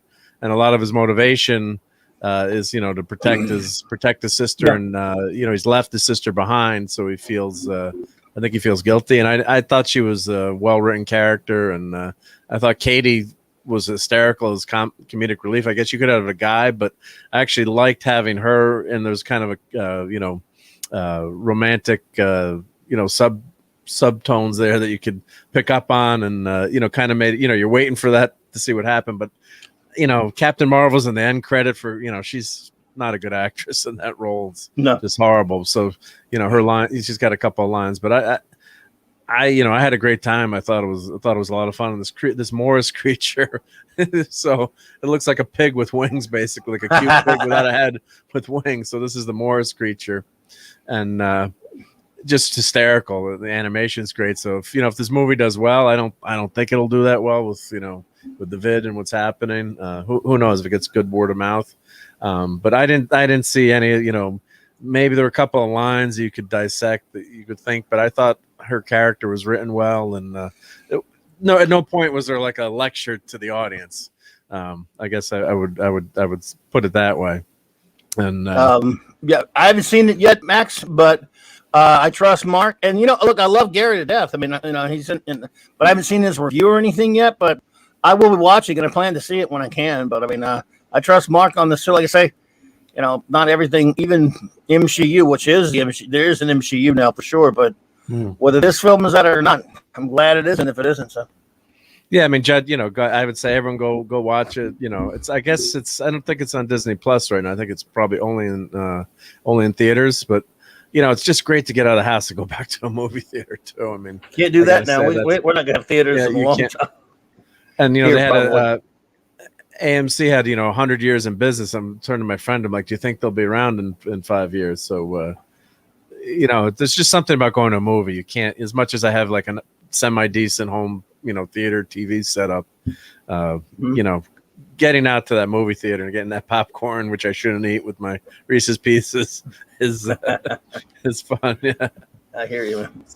So here they're showing some more of the bus fight, and that kick was just so amazing to watch in the theater. That was a lot of fun. And then after the scene, you think it's all over, and then Razor Fist stands up in the back. And she's like, what the hell? I thought I knew who you were. And yeah.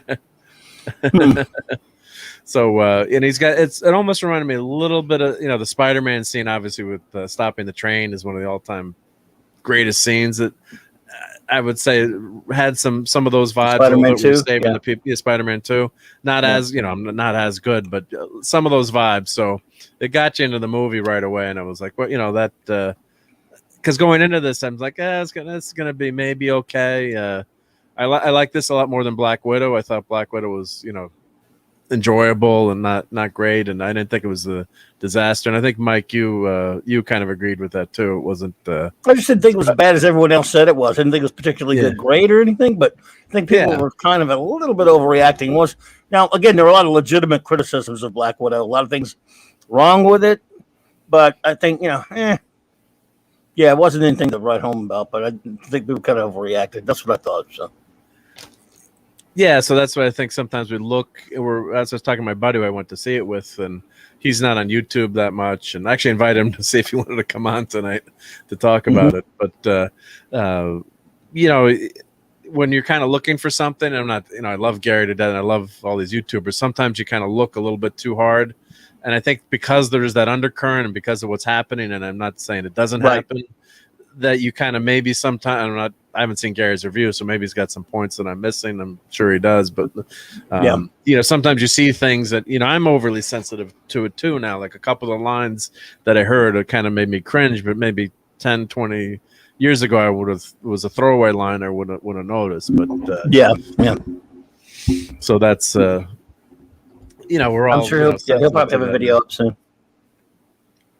And you're gonna review this too, aren't you, Clubby? No, I've decided not to review any new stuff anymore. I mean, I don't mind talking about it here. I'll talk about it maybe a little bit after I've seen it. I would go, but I'm never going to make a special show again on anything Marvel Disney ever does as a review. I'm just not going to do it, or DC or anybody new stuff anymore. So, but I'll talk about it. Anyone who wants to talk about it once I've seen it for sure. Yeah. Okay. Well, I was glad you guys are here. Hey, Canadian Spider-Man. Hey, Canadian buddy. Spider-Man. Does whatever a Canadian spider can. He does. Yeah. And he's a fellow Steve. He is. I actually wasn't sure if I was going to see this movie or not because I'm still stuck in like nothing will ever be as good as Enter the Dragon. There are no more Bruces. Tony Jaa's probably pretty close. I guess.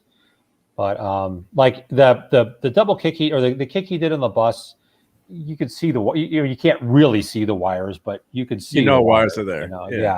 So you know it now. Yeah, so like that's why I like old Jackie Chan, even though Jackie Chan is not like a fighter per se, he's theatrical fighting. And now Jet Li actually was a real fighter. He fought at this is tricky, at the Shaolin Temple, but not in the Shaolin Temple because there's a bunch of schools all around the Shaolin Temple trying to make a buck off of the name Shaolin Temple. But he is an actual really good fighter. But when he came to the United States, they said, all right, we're putting you on wires. And he, wasn't confident enough at the time to stand up and say, no, I can do this stuff. So I would like to see a good display of skill, not a good display of green screens and right. This isn't really a martial arts film. I mean, I haven't seen it yet, but I mean, it has that because it has that character. It's really a Marvel, universe popcorn film. It takes place in a superhero universe. It's a fantasy action film, really. It happens to have a character, who uses martial arts. I don't think this is like a Bruce Lee like martial arts film or intended to be. So. That's a good description, yeah. And then I hope Mrs. Redshirt Dad is doing well. The Redshirt just posted that, so best wishes out there. Hope everyone's okay. Oh my goodness! Yeah. Hope it gets wow. Yep. Yeah. So hope everything's okay. Yep. Well, people were hypersensitive. But you know what? That's not Gary's fault or anyone else's or Doomcock's fault. That is the fault of Marvel and Disney and all these other companies by infesting everything they do with the identity politics, and sometimes pour it in your soup. I mean, it just seems it's everywhere, and it is, and even in little small lines. But if this can just manage to be entertaining without that would be nice. Black Widow did have a lot of it in there, even though the movie was. But the movie was. I don't know. It just didn't really bug me that much. I was kind of tuned out of the MCU to be honest. That was MCU though. It really, even if it wasn't all that terrible, there was a lot of MCU crap in Black Widow. If it's not in this, then good on them. I'm looking forward to Gary's review, and maybe there's some stuff I missed, but as people say, I'm the Mr. Rogers and the nice guy. So sometimes I give the good reviews of bad episodes, but I didn't see it. But I always listen. Always love listening to other people's opinions and seeing what they think. Here's the YouTube guy that's filming the scene. Yeah. So they cut to him a few times. So it was hysterical. That's what happened. And that's what happens today too. I mean, unfortunately, you see in real life though, people are hurt, and people pull out their phones instead of going to help and help people. Yep, we got KL48 is here. Hey, KL. Hey, KL. Welcome. Yep. Hey, Canadian, I agree with you, a Canadian, that there is only one Bruce Lee. There will never be. And the thing about, like, if you watch I bought the 30th anniversary DVD or whatever year it was of Enter the Dragon, and they have an interview with the cameraman that said they had to keep saying, slow down, Bruce, we didn't see you. You have to do it again, but slow down. Too fast. Bruce Lee moved faster than 30 frames a second, so... And he had the presence too. That was the thing. Even though English obviously is not his first language, he still had that great presence. He was a great physical actor too. It was just there's something so special about well, him. Yeah. a lot of younger people don't remember that in this country, when you could no longer make racial comments about any other race, it was still okay to make fun of Asian people. Society look at actually there you could still make fun of the Irish. You could make drunk jokes and fighting jokes about the Irish, and it's still for some reason politically correct. Or Italian jokes sometimes, depending on what words you use. Yeah, but Bruce Lee, he really changed because like nobody, if you were Asian, they called you laundryman and made chop suey jokes and jokes about your eyes, and we had Sean Connery was our tough guy, or some of those other guys. Clint Eastwood, Yeah, Clint Eastwood. Then Bruce comes along, and there are people like, yeah, that guy could kick 007's ass. Yeah, he would. Yeah, and, would. So he gave respect to Asian. There wouldn't be a Jackie Chan. There probably wouldn't even be a Chuck Norris. It wouldn't have crossed over here. I agree. Yeah, it wouldn't have crossed over. You would have still had martial arts movies, but wouldn't have seen the popularity. The crossover. Yeah, I think. Yep. Bruce Lee was so cool. Even Steve McQueen thought he was cool. That's pretty cool because Steve McQueen was a cool person. Well, Steve McQueen was one of his students. Yeah, I mean that's what I'm saying. Yep. Yeah, and so was James Kareem Abdul-Jabbar. Kareem Abdul-Jabbar. Right. Who's the guy? Our man Flint. Oh yeah, but James Clobberin. Clobberin, yeah. As a matter of fact, there's an interview with Bruce Lee saying, now if you could take James Coburn and put him together with Steve McQueen, like because Steve's really tough. He's the great fighter, but James is very philosophical. So if you put those two guys together, man, that would be a complete martial artist. Let's face it. Bruce Lee was no match for Burt Ward, though. Oh God! We both have a Facebook friend who we've never met who believes everything that Burt Ward says, and Burt Ward said that he used to work out with.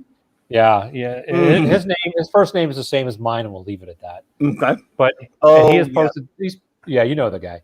A good guy, but and Burt Ward has said that he used to work out with Bruce. He used to spar with Bruce Lee. This is Robin for those who don't remember. Robin from Batman.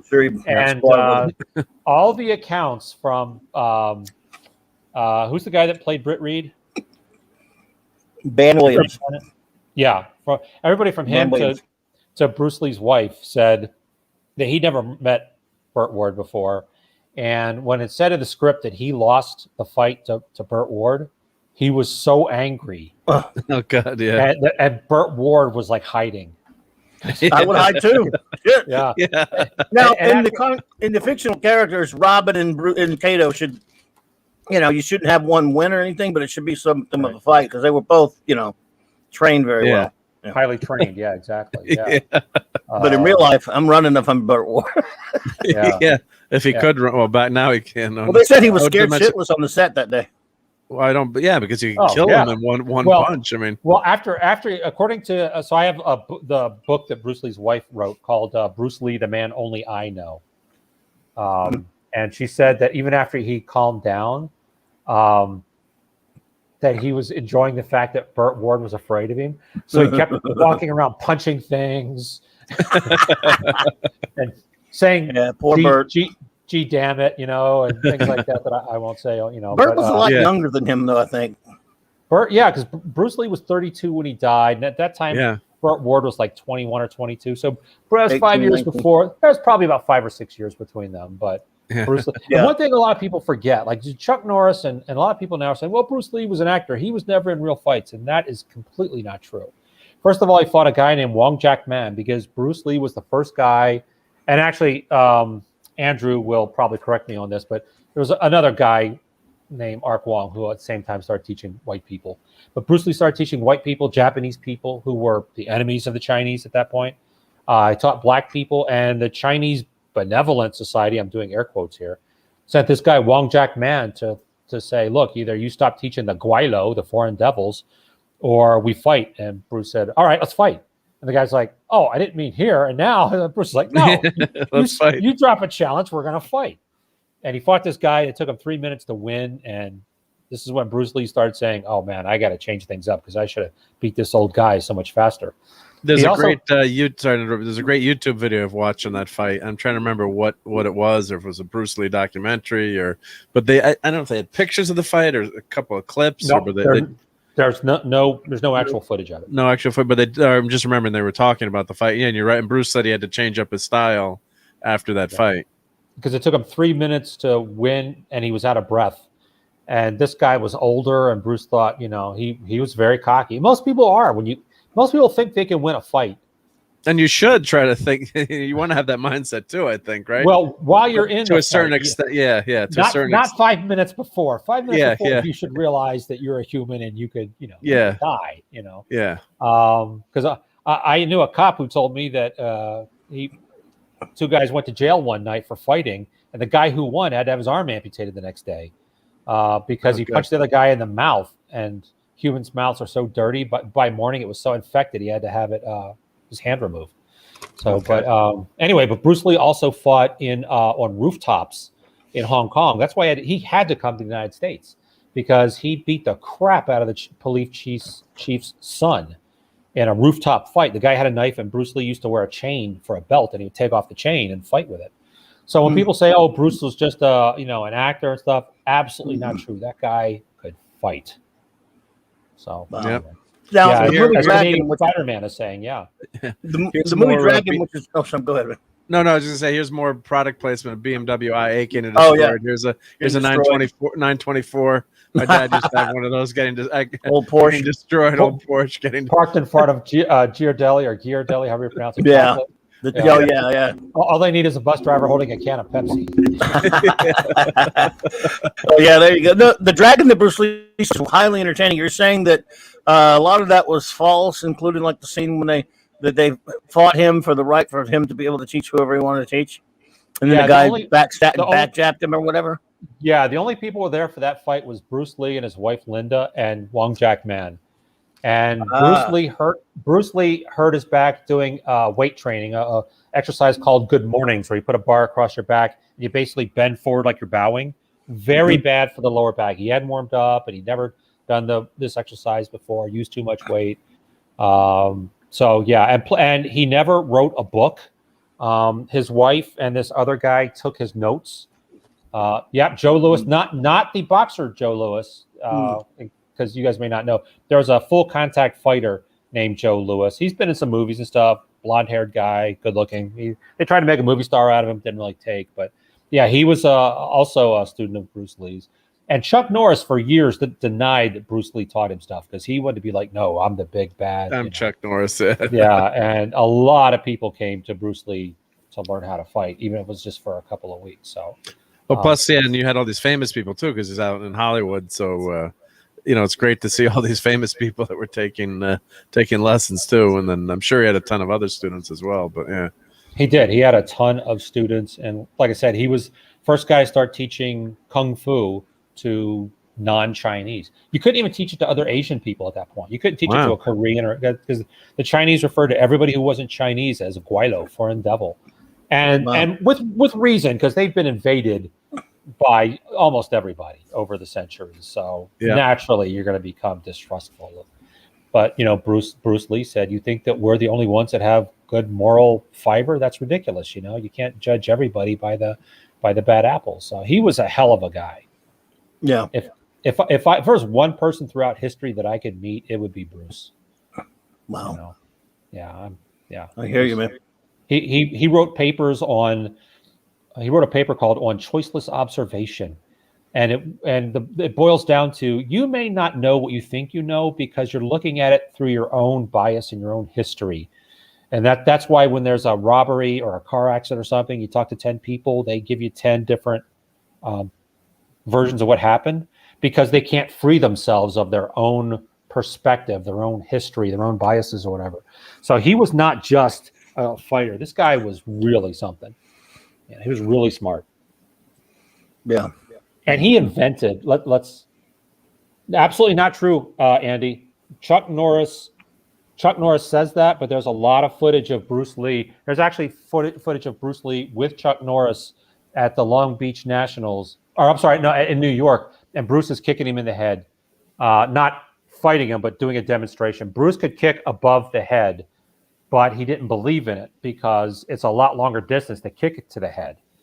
And kicking to the knee is much shorter distance, much faster, harder to see, and safer. But Chuck Norris said that he taught Bruce to kick high. Absolutely not true.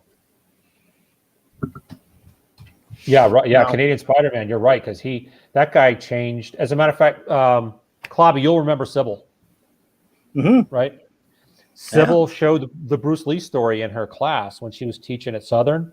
And these young African American kids were like, wait a minute, Asian people faced racism?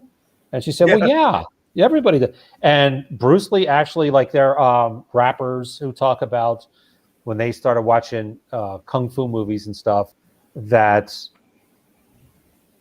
they started to let go of some of the hate they had for some of the other cultures when they saw that, hey, Bruce Lee went through a lot of the same struggles that maybe they did, with acting, with martial arts, with others, and even Bruce Lee. It's on YouTube. There's a really good lost interview with Bruce Lee on the Pierre Burton show, Black and White, where he's talking about he came up with the idea for the TV show Kung Fu, except he called it the Warrior, and he said the Warrior is probably not going to get made because he said if I was the man with the money, I don't blame them. I wouldn't pay for some Chinese guy they don't know to do a TV show. And then, of course, they made it with David Carradine. Yeah, Carradine, yep. Who did imagine it? Yeah, Carradine was great, but could you imagine how cool it would have been to have had Bruce Lee in that role? Yeah, wow. That would have been so cool, yeah. If he could have pulled off the peaceful. Yeah. Because he was a hothead. And the Green Hornet, too, he didn't get enough credit either in that role. At least we had him in on that show. Yeah. Oh yeah. And Green Hornet had it. He had it made. He didn't have to do shit. He said he just had Kato to kick all the ass he needed. And he couldn't. And you could tell by the way he fought. I mean, that guy couldn't throw a punch to save his life. He was muscular, but he was so off balance. He took these really wide steps and was way. And meanwhile, Bruce Lee is like, there was the New York Times reviewer. It might have been Rex Reed. Somebody in the New York Times said that Bruce Lee made. Who's the famous ballet dancer back in the 70s? Baryshnikov. Yeah, he said it makes him look like a truck driver. Wow. Funny, yeah. The answer to this question is yes, by the way. Bruce Lee ever lose a screen fight? Did he, Clobby? Yes. Where? A film called Marlowe with James Garner. Oh. Where he's trashing the office. And James, I can't repeat the line that Garner says to him, basically insinuates something, and he goes to throw a kick at him, and he jumps at him, and Marlowe moves out the way, and he goes out of the high skyscraper window to his death. Yeah. He played the bad guys in a bit role. I bet that was hard for Bruce to do because it's insinuating that martial artists are stupid. Right, but he's an actor playing a role, Yeah. Yeah. But you're right. But it was a gig, and he probably thought it was. I don't know what he thought of it. And there's the great James Garner there, so it had to be kind of cool to be in a movie with him.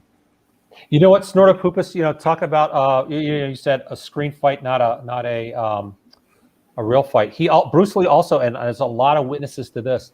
When they were doing Enter the Dragon, and they had all the guys in the background that basically just stood there and threw punches. If you've seen Enter the Dragon, there's like hundreds of them. It's all lined up, yeah. And a lot of those guys were actual Chinese martial artists. And there were a couple of occasions where guys would come down and challenge Bruce Lee. They'd put their hands up and tap their feet 3 times. And the director was like, what are you doing? Bruce was like, I'll be right back. He's like, no, if you get hurt, Yeah, you can't fight. Can't fight. Yeah. And he goes, no, it's no problem. And he'd go back and boom, boom, boom. And like, he beat the crap out of the guys in like a second or two. And then, but to Bruce's let's just say Andy's got to head to bed. So thanks, Andy, for hanging out with us. Andy. Have a great night, and thanks for contributing so much to the conversations. Much appreciated. So good night, Andy. Have a great night. Yep. Yeah. But to Bruce's credit, he did not fire the guys. He just said, "Okay, back up on the wall." Yeah, and sorry, I just got a text. Somebody was asking me if my family in Baton Rouge was okay. They don't know I don't have family in Baton Rouge anymore. But you got me, man. Yeah, that's true. That's true. Also, Bob Wall cut Bruce Lee's chest when he's fighting this guy O'Hara, and he holds it, and they bow, and O'Hara's holding a board, and where's my camera? It's over here, and he punches it and breaks it, and Bruce goes, "Boards don't hit back." Well, later on in the scene, O'Hara takes, after he gets up again, and Bruce is starting to walk off because he won. He takes 2 beer bottles and breaks them together. And this guy relates a story that when Bruce said, "Really come at me now as fast as you can," and he got a piece of Bruce and he cut his chest. And Bob Wall, who was like, karate, North American karate champion, there were rumors that Bruce beat him up afterwards. He said no. He said. He said, because I'm standing there, it says in the script, I'm just standing there with my arms down. And he said, and Bruce could have done anything he wanted. He could have kicked me, he could have kicked my heart out. He said, but he didn't. He was hurt, but he was very gracious about it, and he did not get revenge on me. He wasn't that kind of guy. I mean, he would just beat somebody. But that was scripted, but it was an accident in the scene, you're saying. Yeah. It was in the script. Bob Wall breaks 2 beer bottles, and he jams one at Bruce, who does an outside, what they call an outside crescent kick, and then punches him, and that's where he jumps up in the air and lands on him and twists his feet to break his neck. But he actually cut Bruce. He got a piece of him there, and I don't think it was a big piece because his shirt was off in later scenes, and but so Snorri knew that Clobby would know it. Yep. Well, that Green Hornet. See, the thing is, he's playing Kato. You can't have a show like that without the good guys getting in trouble at some point. Even Kato. Yep. Yeah, and that's that's the other thing that Bruce changed was before him, Asian guys were usually the bad guys. Although they were usually they were played by white guys. Yeah, or like the Charlie Chan or the. Those Mr. Moto movies where they're playing, especially after World War, during except for Key Luke. World War II. Yeah, Key Luke who played Kato. He was in the Charlie Chan films. Then he played Charlie Chan in he played Charlie the Chan. old Serial, right? Yep. And Bruce Lee was actually supposed to be in a movie called Number One Son, that was going to be produced by William Dozier, but they canceled it and did the Green Hornet instead. But yeah, so Bruce Lee, people don't realize I'm a big fan because he changed a lot of stuff. No, some great movies. I'm trying to remember. There's a movie I remember as a kid where I can't remember the name. It was a kid who was trained in a Shaolin temple or some kind of temple. I always remember the scene where he had to collect water and move water. I'm trying to remember what the movie was. I've been trying to find it. You have like scenes. The in English, the Master Killer, or in Chinese, the 13th Chamber of Shaolin. Well, I'm trying to figure out what when you remember seeing it's got to hold the buckets of water. Yeah. What's that called? Yeah. In English, it's Master Killer. Okay, thank you. In China, it's called the 13th Chamber of Shaolin. All right, so I'm gonna go find that and watch it because I remember loving that movie as a kid, and try and then you can't remember the name of the movie and you're trying to figure it out. So that's why you come to the guy with no life. Thank you. Yep. Starting Gordon Liu, who's a master of. You saw. I told Clobby this years ago. You saw Shang-Chi when he did this on the. Where's my camera? When he did this on the bus. Yep. And they also did that in Big Trouble in Little China. That's Hung Gar. That's my style. Hongjia. Oh, okay. Interesting. So, yeah, very, very proud of that. Yeah.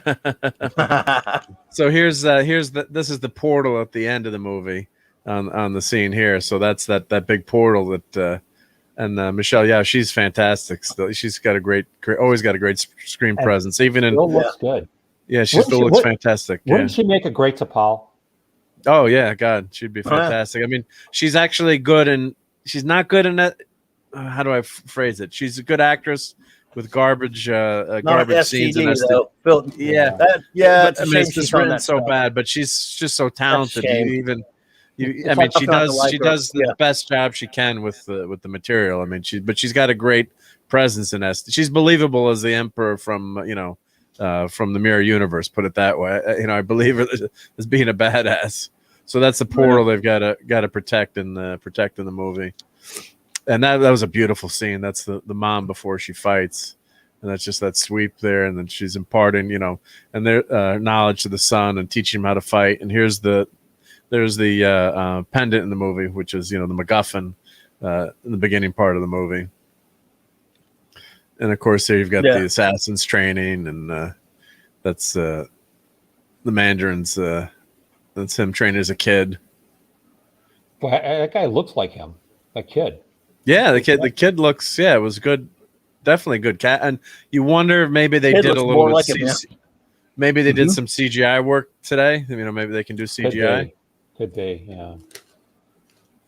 But I thought the fight. I'm not far from a martial arts expert, so I enjoyed the fight scenes. I thought they were good, and they weren't too jumpy. That's what I hate sometimes when they jump around. There's the scaffolding fight. So I guess this trailer did have more of this action, but moves like that are fun, and it's not.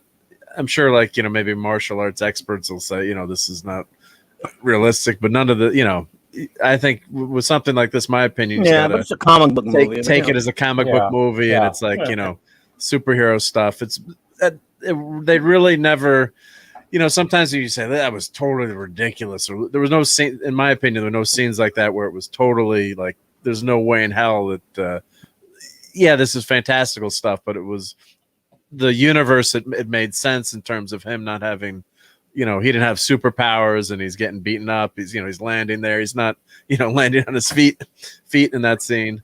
So he didn't slug it out with Abomination or the Hulk or anything, at least. No. So he's not. He's not. Not yet, anyway. And that's the Mandarin's complex, somewhere where the governments can't find him, of course. Yep. So it's let me just go through the trailer here. So that's another well done scene. Yep. You're exactly right, Canadian Spider-Man. Oh, there you go. Can I take a quick second to say that Star Trek and Lower Decks suck beyond imagination? Sorry to distract, but I had to get that out. Yeah, that's okay. Never a bad time to say that. But what do you think about Wesley? Probably just that he sucks, right? But Wesley's Wesley's been better in this second season, I have to say, because they didn't overuse him saving the ship as much. Yeah, we'll wait till this week. Yeah, this is beautiful. This is such beautiful movements. It was razor fist. Yep. Mark, to your point about Michelle Yeoh not having parts that are worthy of her, it reminds me of what was that movie? It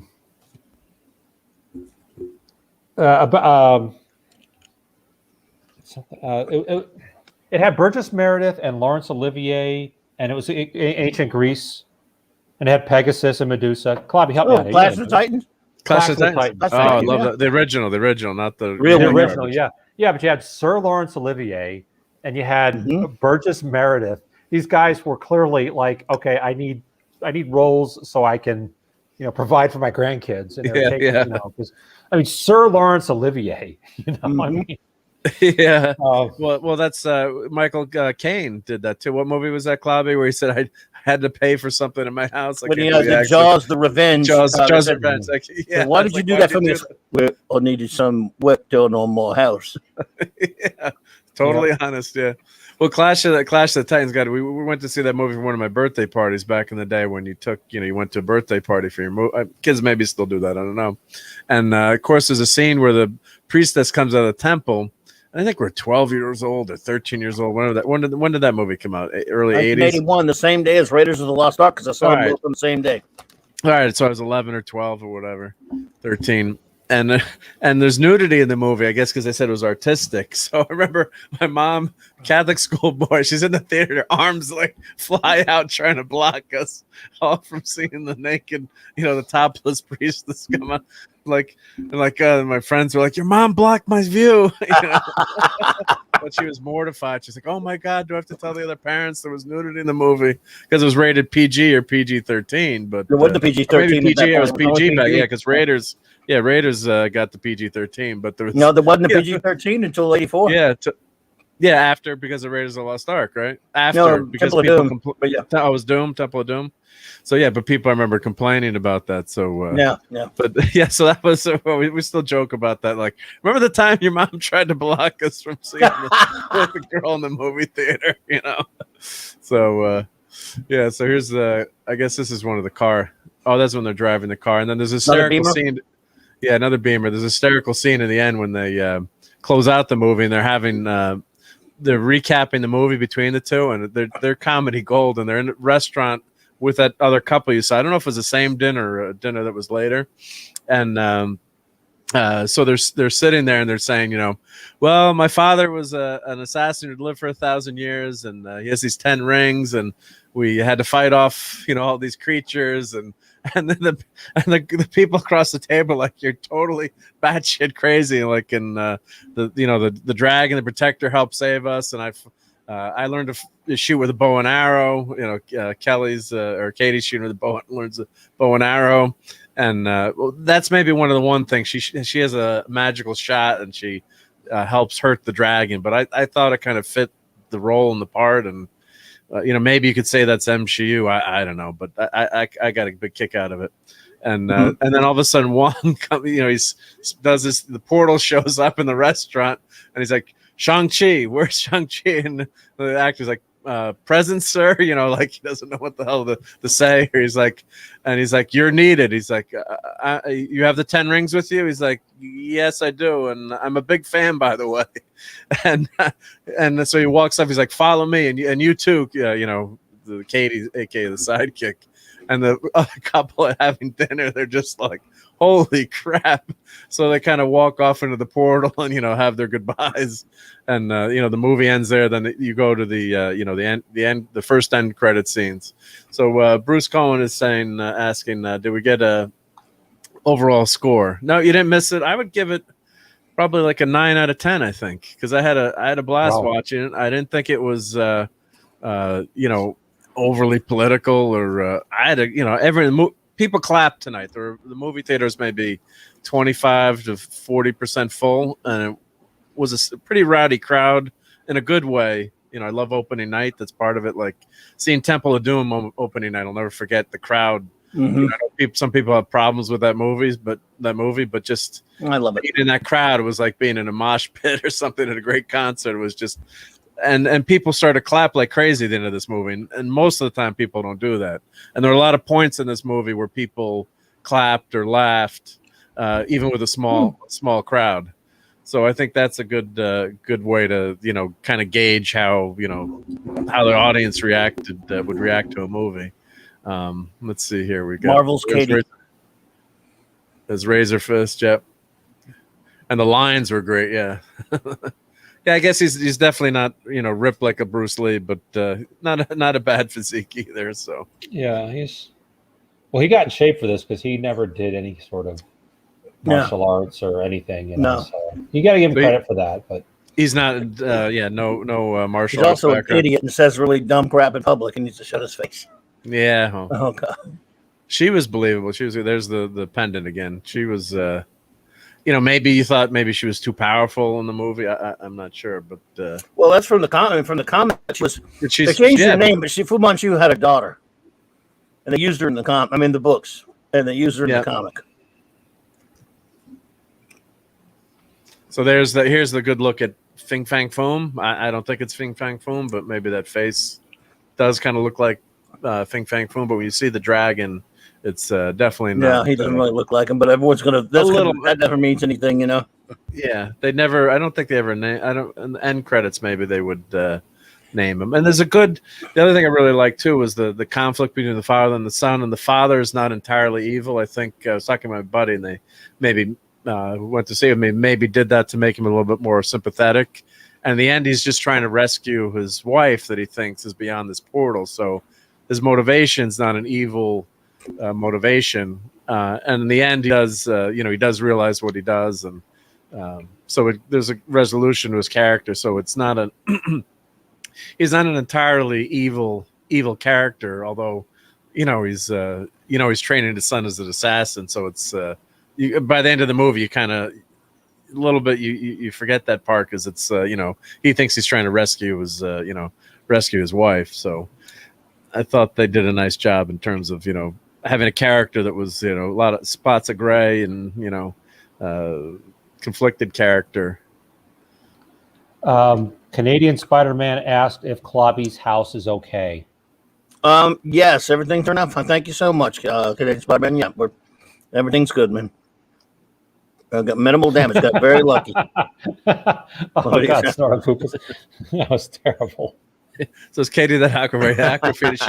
She was hysterical in this movie. And Clobby's right. She is cute when they make her up and they change her hair. So, you know, she's cute. Yep. Here's Abomination Wong fighting. Son of a gun. Look at that. Yep. So if you stop. Yeah. So that didn't make sense. It's like, why would Wong be fighting, in a fight club, basically? You know, he needs the money. I mean, test out your abilities. Are they in New York? No, they're in China. Martial artists get jobs as bouncers, so they can test out their stuff in the real world. So maybe it's that kind of thing. Yeah, well, there's that joke in Doctor Strange where he tells Strange to buy him a sandwich, and he's got no money. He's got no money. So and he helped save the world when he came back from the snap, and now he's got to go. You know, it's a living. It's a living. Yeah. Yeah. Well, Mark, would you see it twice, or are you even a see it twice kind of guy? If I like the movie, I'm a see it twice guy. So I think my buddy that we went with, we're gonna take the wives to go see it because they said they might want to see it if we said it was good. So I'll let you know what the wife test is because maybe I'm a little bit jaded sometimes, or I'm excited to see a Marvel movie. But I think it's a fun movie. It's like, just forget what's going on in the world. And, in my opinion, there's no, overt politics in the movie. We'll see what, other people say or think when they see the movie, but, I had a fun, I had a fun time and, thought it was a great time to hang out with, a friend and get that popcorn, like I said. And, maybe he's, there's never going to be another Bruce Lee. So, unfortunately, yeah. But I thought he carried himself well. I thought the scenes were good. I don't know if he didn't have Aquafina there as that comic relief, maybe wouldn't have worked so well. But I think she was perfect in this movie. The two of them together. It's like you said, Clobberin Times, when Luke Cage and Iron Fist were together in that one episode, how well that episode worked. Yeah. It's like, so they're great together. Like, old comics, you read Cap and Falcon together. They're a great team. And although I don't know how they're going to build her up because, that was what I said to my friend, like, why is she going up with Wong in the end? She's got no power. She can't fight. Why is Wong taking her along? So that, maybe that would be something that people would see and say, that's kind of a little bit ridiculous. Yeah. Any movie with Wong in it, I'm going to watch anyway, just because I always liked him. No, he's great. Yeah, he's great. In spite of that new episode of What If, that was the most. You seen it yet? I haven't seen it yet. I thought the one preceding was that was the only one that was kind of all right, but yeah, I thought that was decent. I thought it was a kind of a scary what if, a dark what if. But this is dark. This makes that look like a picnic. That bad, yeah. I'll have to watch that. And if Lord Thoth is saying it, I mean, if LT's saying that, yeah, that's pretty bad. It's pretty, he's usually pretty upbeat. Yeah. But he's a tough grader, though. So if any of LT's great, I would add a grade to it for a normal person. Yep. And the costume in the end is, it's an okay costume, I guess, maybe because of his physique. He's not, have the classic costume. They got some elements of it. Well, the really classic old school was basically a red karate gi. Oh, yep. There's Paul Gulacy artwork. Actually, I just loaded some for you of that. That's that's what I was pointing at. That was great. Paul Gulacy. I mean, Gulacy was fantastic. I mean, he was. I don't know if I would like his style on a lot of other stuff because of the hyper amount of detail he does, but it really worked because, I mean, let's face it, that's Bruce Lee, and he took Bruce Lee's face, if you look at it, and kind of merged it with David Carradine, and that's kind of the character. So his style was really great with that. Gulacy was always struck me as someone who was kind of, and I don't mean in a bad way, but kind of ripping Steranko a little bit. I can see that. Some of us look. I can see that. And if you're going to rip somebody, Steranko was ripping Kirby in his early days, and then kind of developed the style a little bit, still Kirby-ish, but changed a little bit. So, but Galassi, he was fantastic on Master of Kung Fu. I almost love Gene Day as much. And have you ever seen some Gene Day, and who passed way too young? He was a great artist, and I don't know. Now, sometimes he suffers from some of the inkers he had, but Gene Day was a master of panel work. That's an amazing panel there. Wow. And that's a cool way of showing time passing. Yeah. Oh, that's great. That's a great page. Wow. Yeah, I mean, I loved again. I like when he did really crazy stuff like this. 1, 2, 3, 4, 5. Wow, death. Yeah. Wow. Yeah. He was a master storyteller, and he died very, very young, at a very young age. He was worked to death by. Some say Marvel worked him to death. I mean, he was like 31 years old. He died in the mid. He died in the mid 80s when he was about to go start doing Batman, and I was pretty excited about it. And he drew the cover, and I think part of the first issue, and passed. But Gene, again, he was a really good storyteller, really good cartoonist. That's a really good panel on the bottom where it's showing different moves in the passage of time all in one panel. And there's that guy again, the Razor Fist. Yep. Yeah, he was never my favorite character, so I kind of blanked him out of my. Even Mike Zeck, I never liked. See that. Yeah. I never liked Mike Zeck that much, but even he did some pretty cool stuff of old Shang. That's Gene Day right there, the Gene Day cover. Yeah, the Columbia 10-speed racer, right? You can date yourself. From that ad, right? You know when those books came out. Yep. God, I love these Gene Day covers, man. Yeah, he didn't do a lot of comics work, but he did this for a while. So his Batman would look good. That one in the middle row, third from the left. That's a copyright of Bruce Lee. That's right off of a Bruce Lee. Which one? Go over one more right there. That one. No, the black and white one. The cover with the red background. No, the other way. That one. That one right there. Yeah. Okay. That's from Bruce Lee from Enter the Dragon. Yeah. That's basically like right off the. Yeah. Good. Good work, but. Oh yeah. I mean, again, if you look at the magazine, at that time there wasn't just a comic. There was Deadly Hands of Kung Fu, the magazine, and Yep. Had the Sons Black of the White Tiger. Yep, it had Chung. It had Power. I mean, not Power. It had Iron Fist and. Yeah. If you look at this, Bruce Lee. I used to have this magazine. I used to have that one. I miss it so much. And I used to have the one with Shang-Chi and Iron Fist there in the second row too. I gave them away. I gave them all away. Adams. Yeah. Some great Neil Adams covers. Yeah. But some of them have all of them on there. I remember White Tiger. Yeah, it was Tigre Blanco. He was Puerto Rican, I think. Yeah. I think he was the first Hispanic Marvel hero. He was. He absolutely was. Yeah. There's even Billy Jack with that Neil Adams cover. I'm going to take this left Billy foot Jack? and I'm going to whop you right on that side of your face. And you know something? There's not a damn thing you'll be able to do about it. There's nothing you can do about it. Yeah. Oh, yeah. I love Iron Fist. I love that costume. Yeah, the costume's awesome. Yeah, well, I bought. I had this. My moratorium on action figures. When I saw this Shang-Chi action figure about 2 years ago, when I know a Marvel Legends one, I had to get it, but he doesn't come with the damn. They had him shirtless. He doesn't have the gi, right? Yeah, he doesn't have the gi. Why would you? I bought it anyway, and I have like an old cloth one that I have on an older Shang-Chi figure, and I just put that on that new one.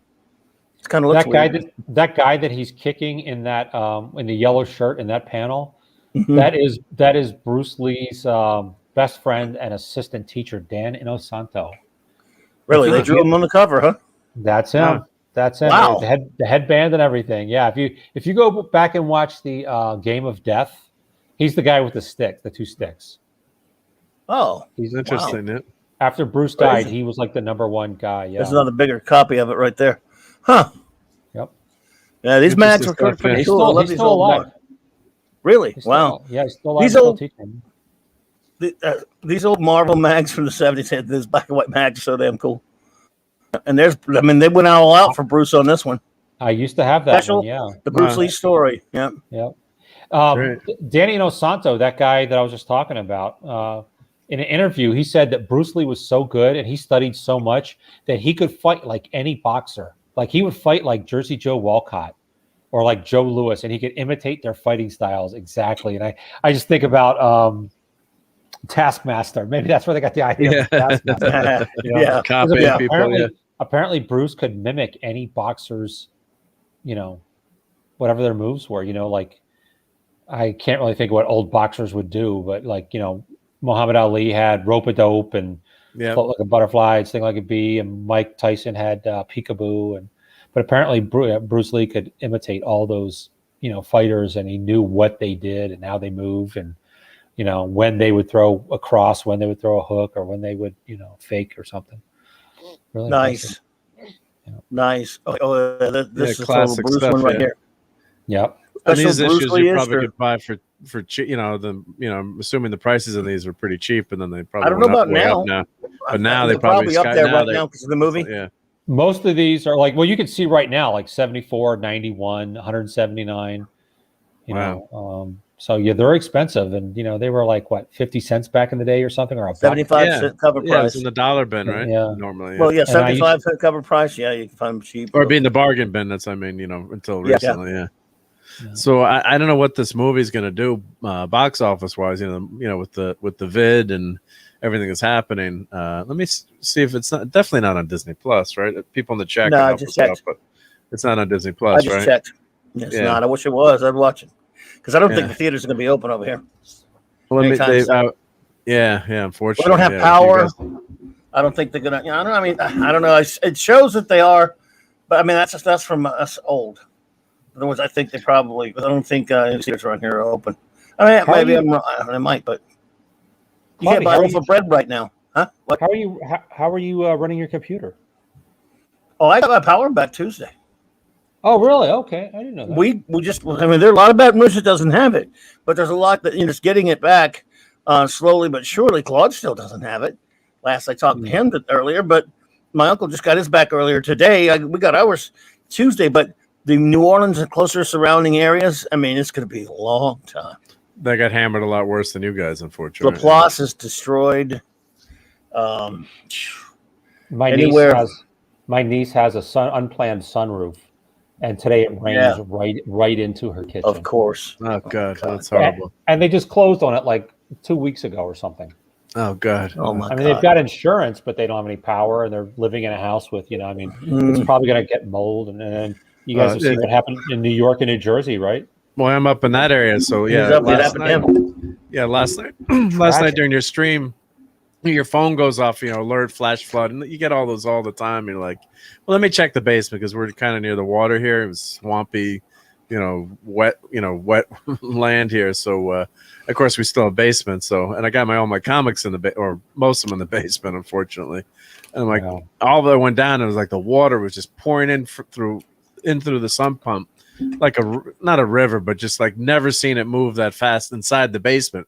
It's like, like someone had, opened up the fire hydrant. I was like, oh shit, the sump pump's not going to be able to keep up. So I have another emergency pump and trying to get a hose. It's raining buckets, so my son's outside with me. Got a wrench to try to take the hose off the other, hose reel that's normally, I had the thing, really tight on there so it wouldn't leak. I'm trying to get it off, and like I where's the extra hose, Charlie? He's like, I don't know, Dad. I'm like, well, let's just take this other hose off. And thankfully we had moved a lot of the stuff up because the hurricane that was supposed to hit us up in Northeast a few weeks ago went out to went to the east of us and did some damage, but it wasn't as bad. So we'd moved a lot of stuff out of the basement. I'm trying to clean up so Mrs. D doesn't kick me out of the house. So I got too much stuff around. And but thank God the water, that horrible feeling. I'm like, yelled to the kids and my wife, like, all hands on deck. We got to move shit out of the basement. And so we got everything off the floor. I have shelves and stuff, so you put it up. And I'm like, it just stopped, like, just before it hit, the next row of I was getting ready to move that, next row of comics. So it didn't do any real damage, but it's just my heart goes out to all the people. It's just a horrible, horrible feeling. And I was lucky that the pumps kept up and it stopped. And after a while, but 22 people died in the Northeast. So people drowned inside houses. Someone went back into a house to try to get some things out, and the house filled up with water, and they drowned in their house. Roads were a mess. Like my brother-in-law was trying to go to New Jersey today. It took him. He left at 9 a.m. and he got back at 4 o'clock, and it was supposed to be a 3-hour round trip, roughly drive. So all the roads are all flooded. So and this is the remnants of the storm. So I can only imagine how horrible it was for you guys down there. If this is just like the weakened state of the storm, the incredible amount of damage that it did your way. So it's just and there's another one coming. And another one coming, yeah. But that one, didn't they say that was supposed to head north before it gets to? I'm not sure. They're saying it. I've heard stuff about going there and heading out west. But I don't know. I mean, we don't know. Who knows? What about Tim? Tim's okay? I mean, a lot of people lost running water in a lot of places, including up where he is. Tim and the family bugged out to Mississippi. Okay. They're in a hotel now because. And that's good because you can't get a hotel around here at all. I mean. Around here and even around surrounding areas, they're in some small town in Mississippi. Just get out of Dodge if you can, I guess. But a lot of people can't afford to go to a hotel, and especially for a long time. It's expensive. So, but they didn't have to with Katrina with the Superdome and all the people in housing. At least that didn't happen this time. Did they do a better job? They're not going to be able to play that opening game there, though. They won't. Yeah. First, and I give it up. I finally give up the NFL last year, but I understand the opener which is going to be there this weekend for the opening of the NFL season, or maybe next week, might be actually played in Dallas instead of the moment. Yeah, I don't think they can do it here. Even though they're not playing the Cowboys, but Jerry Jones was going to let them use it. Snortopoopas is asking how Pat S is. You've heard from him? Mike? The update on Pat S right now is he's been managing to get some gas, and he's been it's tough to get gas, but the great superhero Mexican Iron Man is en route. He is he's coming to the rescue. He's going to help a lot of people, and from last I heard, he helps on the way to him. I'm not sure exactly what he needs, but I know Mexican Iron Man, Mike, our good buddy, is going to be helping him out. He's driving down from South Carolina. Help him out. So what a great guy! He's a great. Gotta love Mike. Mike's a good dude. He's putting himself out to help someone out. He really is. That's a good friend to do that to help someone. Well, as far as we know, Pat's gonna be okay. Right, as far as we know. That's the kind of guy Clobby is too. By the way, Clobby is the kind of guy that you don't know this, Mike, but when I talk about you, I tell people, look, if you were in Baton Rouge and you had a flat tire, and I gave you Mike's number, and you called him and said, "Hey, I'm a friend of Steve's. We never met, but I have a flat tire." Mike could be there with a spare tire and a jack, in a half an hour, because that's the kind of guy Mike Clobby is. So. I carry a spare tire around in my shirt all the time. In fact, so. I mean, the things that Mike will do to get laid are just Yeah, he's right, everyone. If you're a really hot chick, like an Instagram model type, and you have a flat tire anywhere, it could be as far as New Orleans. I'll be there. What about my flat tire in Connecticut? Yeah. No. Well, if you want, gotta be a hot door. Yeah. If you have hooves and a vestigial tail, but you have red hair, Mike is in. Well, the tail might be a little far, but I don't know. But I guess the tail would be better than like piercings or anything. Yeah, like remember the Captain America and Winter Soldier when Black Widow asked him about this chick, she's cute, and he goes, "Lip piercing, right?" Yeah, I'm not ready for that. Yeah. Is this meant to insinuate that you're going to throw me off the roof? I love that scene. No, because it's not exactly your style. Yeah, no, but it's hers. Yeah, why'd they kill him? They killed him later in that scene. He killed everybody too. I know, but he dates back to the '60s. The character Sitwell. Yeah. Jack Kirby created him because to make fun of Roy Thomas, because he thought Roy Thomas was kind of a like an effeminate little weasel. And I love Roy Thomas, by the way. He was a great guy. But Kirby kind of made him to make fun of Thomas, and Thomas was kind of okay with it. Yeah, he was Thomas is a immortalized. cool guy, right? Yeah. He was immortalized by the guy that co-created Captain America. Right. That's right. So, yeah. And I don't mean with Stan Lee, but everybody here knows that. No. Yeah. Well, that's what that Stan Lee statue is showing you, Clobberin Times, and of course they've got Cap's shield on it. Yeah. So here's what. Let's see what the movies did this year. So last weekend, 22 million for Candyman's been getting good reviews. I haven't seen it. Candyman. So latest daily. So Shang-Chi to break Labor Day records. Yeah. Well, that's interesting. Well, I mean, it's up against Candyman. It might. Yeah. But I mean, break records. How could that break records? I would never think that would break. No. Well, Labor Day. Million? You know what though? Movies don't usually open on Labor Day, do they? That often. Maybe that's because it's a holiday. Yeah. That could be it. So that's kind of misleading. I mean, when you ever? That's I don't know. You don't hear of a lot of people because people are doing so many things. Until 2016, I was going Labor Day weekend. I was going to Dragon Con every year, and there are all these different events going on during Labor Day weekend. Yeah. So they don't usually open big quote-unquote blockbuster films on Labor Day, but it might. What is I'm sorry. Snorter Poopa said I heard MIM this morning. What's MIM? Mexican Iron Man. Mexican Iron Man. Oh, I suck with acronyms. So. Yeah, I think. But look here too. Black Widow, the biggest movie of the year, was $181 million. So that's. I mean, I love movies. I want movies to keep getting made. But how are they going to keep making these big movies? That's not much. I mean, that's Godzilla versus King Kong. Wow, is that all it made? Godzilla versus Kong only made. That's all it made. Whoa, domestic. You know why, right? They put it on for free. Well, at the same time it opened to the theater. Yeah. You know what you're talking about? How they're going to keep making these movies. I guess you guys know that Disney is no longer doing multi-picture deals with the actors. Have you heard that? Oh, no, I didn't hear that. No. Yeah, they're not going to do multi-picture deals with actors anymore. It made sense in the beginning because it was a big money saver, but they're not doing it anymore. And I think one of the things that I guess they kind of had to do it with Shang-Chi is they used an unknown.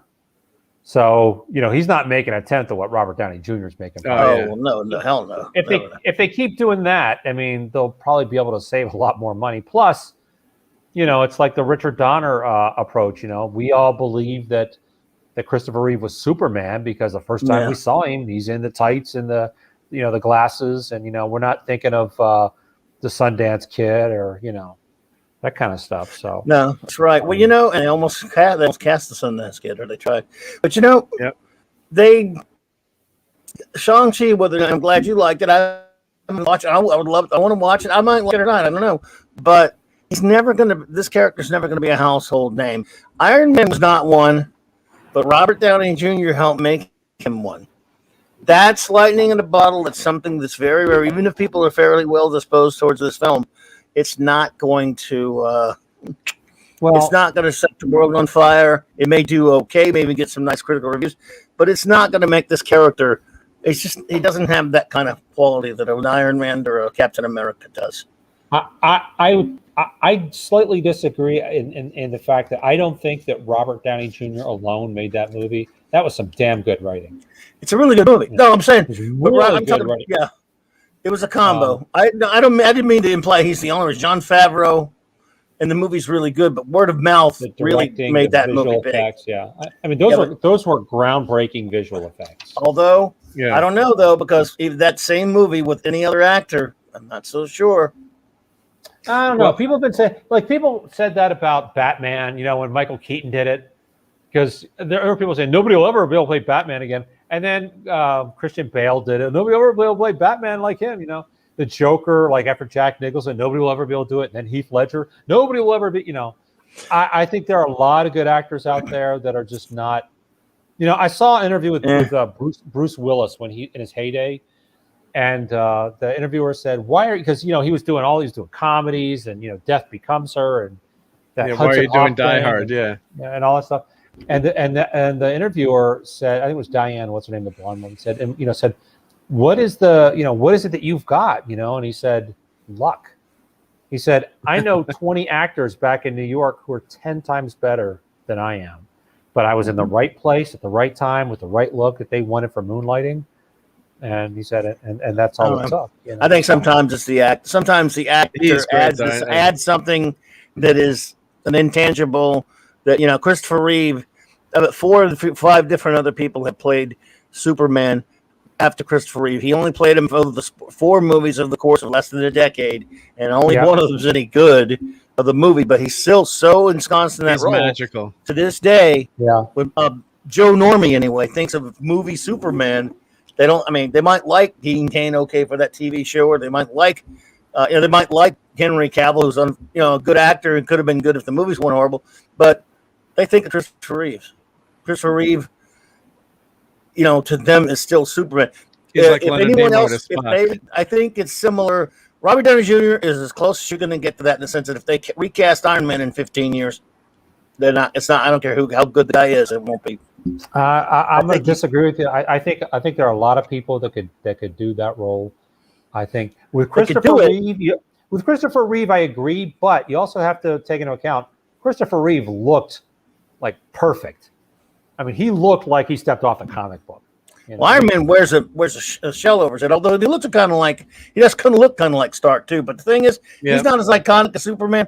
I'm saying, because that role. No, I don't think and a good actor can play it. I think people will just be expecting that persona of the way he plays Iron Man. And I'm not saying anyone won't be. Like I say, Henry Cavill's a good actor and a good dude. His Superman, he doesn't get to play a real Superman. But if you cast him and he got to play Superman in a good film and actually play the character correctly, people would like him, and he still would be Christopher Reeve. Well, his American accent is clean. That's great. I like the guy. A lot of guys, when they do American accents, they go kind of with like a scratchy voice to try and cover it up, the fact they can't quite get it. And that's the other thing you got to give Finn Jones, man. His American accent, right on. Oh, it's good. Yeah. Along with Daredevil. Yeah. Well, I got to say, I agree with I agree with Clobberin on not being a household name. I think as much as I love this movie, I think Awkwafina, Katie, she'd probably be the breakout star, because she was fantastic. But I think, do I think this is going to be like a phenomenon as much as I liked it? Maybe the word of mouth will help it if people, seem to agree with, if people do end up agreeing with me. But I thought, he wasn't. I'm trying to think of, when I saw Hugh Jackman in the first X-Men movie, I'm like, this guy's going to be a star. He was fantastic as Wolverine. Right from the minute he was on the screen. There's some actors have like that. Yes, intangible. He's a superstar. He's a star. Now, I thought he did a good job with it, but I think with all the actors working together, elevated the character. And he does have some good moments, and he does have some good line delivery and some scenes. I don't want to knock him too much, but it was like was it a Tony Stark kind of knock you out of the park?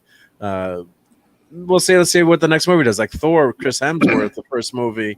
I've read Thor growing up and still read Thor, and one of my favorite characters. I just pinch myself like they actually got a movie with Thor in it. I can't believe it. This is so awesome. And I think it took a few movies before he became a big big. I don't think that first movie he really wasn't like a household name. Now Chris Hemsworth is one of the biggest stars. So we'll see what.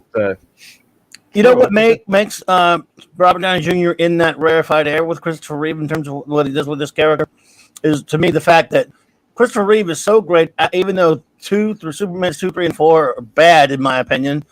Iron Man films kept making more and more money. Iron Man 2, Iron Man 3, and then other films. And they're terrible. 2 and 3 are terrible films. The first one's really great. And people went in droves, and they kept making more money. Especially 3. 3 made a lot of money, and it's a piece of crap. I like 3. I like 3, but that's okay. It's terrible, man. I love. There's a Mustang in it. There's a Mustang that gets fixed. You fix that '65 Mustang up, that gets extra points for me. I liked him not having to rely on tech all the time and going back to basics and coming up with the tech. And now seeing this movie with Kingsley and the Mandarin, what happened with the Mandarin, it kind of fits together, that piece of the puzzle. Maybe they did plan this all along, but. I know a lot of people hate that movie and didn't like it, but I had fun. I really hate 3. God, I hate fun. I know. That's okay. I think I may hate it more than Iron Man 2, and that's saying something. Yeah. Wow. I think that certain actors like Robert Downey Jr. or Christopher Reeve, other ones that are like you guys were talking about, being iconic. I do think that they do have a certain amount of charisma that comes across, and I don't know if Simu. I think that's one of the problems. And American people with a kung fu movie, I don't know. I mean, I don't know, but I think that the charisma is a big thing. I mean, Downey has it. Christopher Reeve had it. Hugh Jackman certainly has it. And I don't know if Simu does have it. So that it might be another, stroke against him, because there are some people that, you can watch in anything. Like we were talking, Burgess Meredith was great in Clash of the Titans, and kind of a dumb movie with, very dated now special effects. Yeah. Hey, don't be dissing Harryhausen. I know. Clobby, nobody's a bigger Harryhausen fan than I. But no, I agree. It's a silly movie. Today sees that, yeah, they would say, yeah. And it was a cheaply made movie. It's nowhere near my favorite Harryhausen movie, by the way. So I hear you. Yeah, but like look at the first Highlander movie. That was not a very expensive movie. I mean, most of it was spent on Sean Connery, but yeah, because of the charisma, and people forget. Like who's the guy that played McLeod? Christopher Lambert. Yeah. People forget that guy is actually a really good actor. If you go back and you think about like Greystoke, The Legend of Tarzan, he's great in that. Yeah, really good. And Sean Connery is, I think Sean Connery surprised people because he was so humorous in that. Haggis, what's that? Sounds disgusting or revolting or whatever it was. Yeah. As a Spaniard, yeah. So you had a movie. Don't forget the Queen soundtrack too, which is immortal. Pardon the bad pun, but that's one of the best. or one of my favorite movies, actually, The Princess Bride. I think every actor in there had that charisma. Oh yeah. I don't think it was just the lines that were so great. I think it was because he said, "My name is Indira Montoya. You killed my father." Or inconceivable. I mean, that I met him, by the way. He's a really Wallace Shawn. He finally passed, I think, didn't he? I'm sorry. Did he pass away? Who? Oh, I hope Wallace Shawn. No, he's on Big Bang Theory. He's on the spinoff. Young. He's dating. He's a professor, and he's dating Sheldon's grandmother, or was dating Sheldon's grandmother. What's the new show? I can't remember the name of the show. You still watch Big Bang Theory? Not the spinoff. I haven't watched this season yet. But I was watching Young Sheldon. Young Sheldon. Yeah. So he's. I was teasing anyway. Yeah, I know. The first season of The Big Bang Theory was fantastic, and the second season was okay. And by the third season, it was like, hey, let's make pop culture references, and it's Minnie Mouse.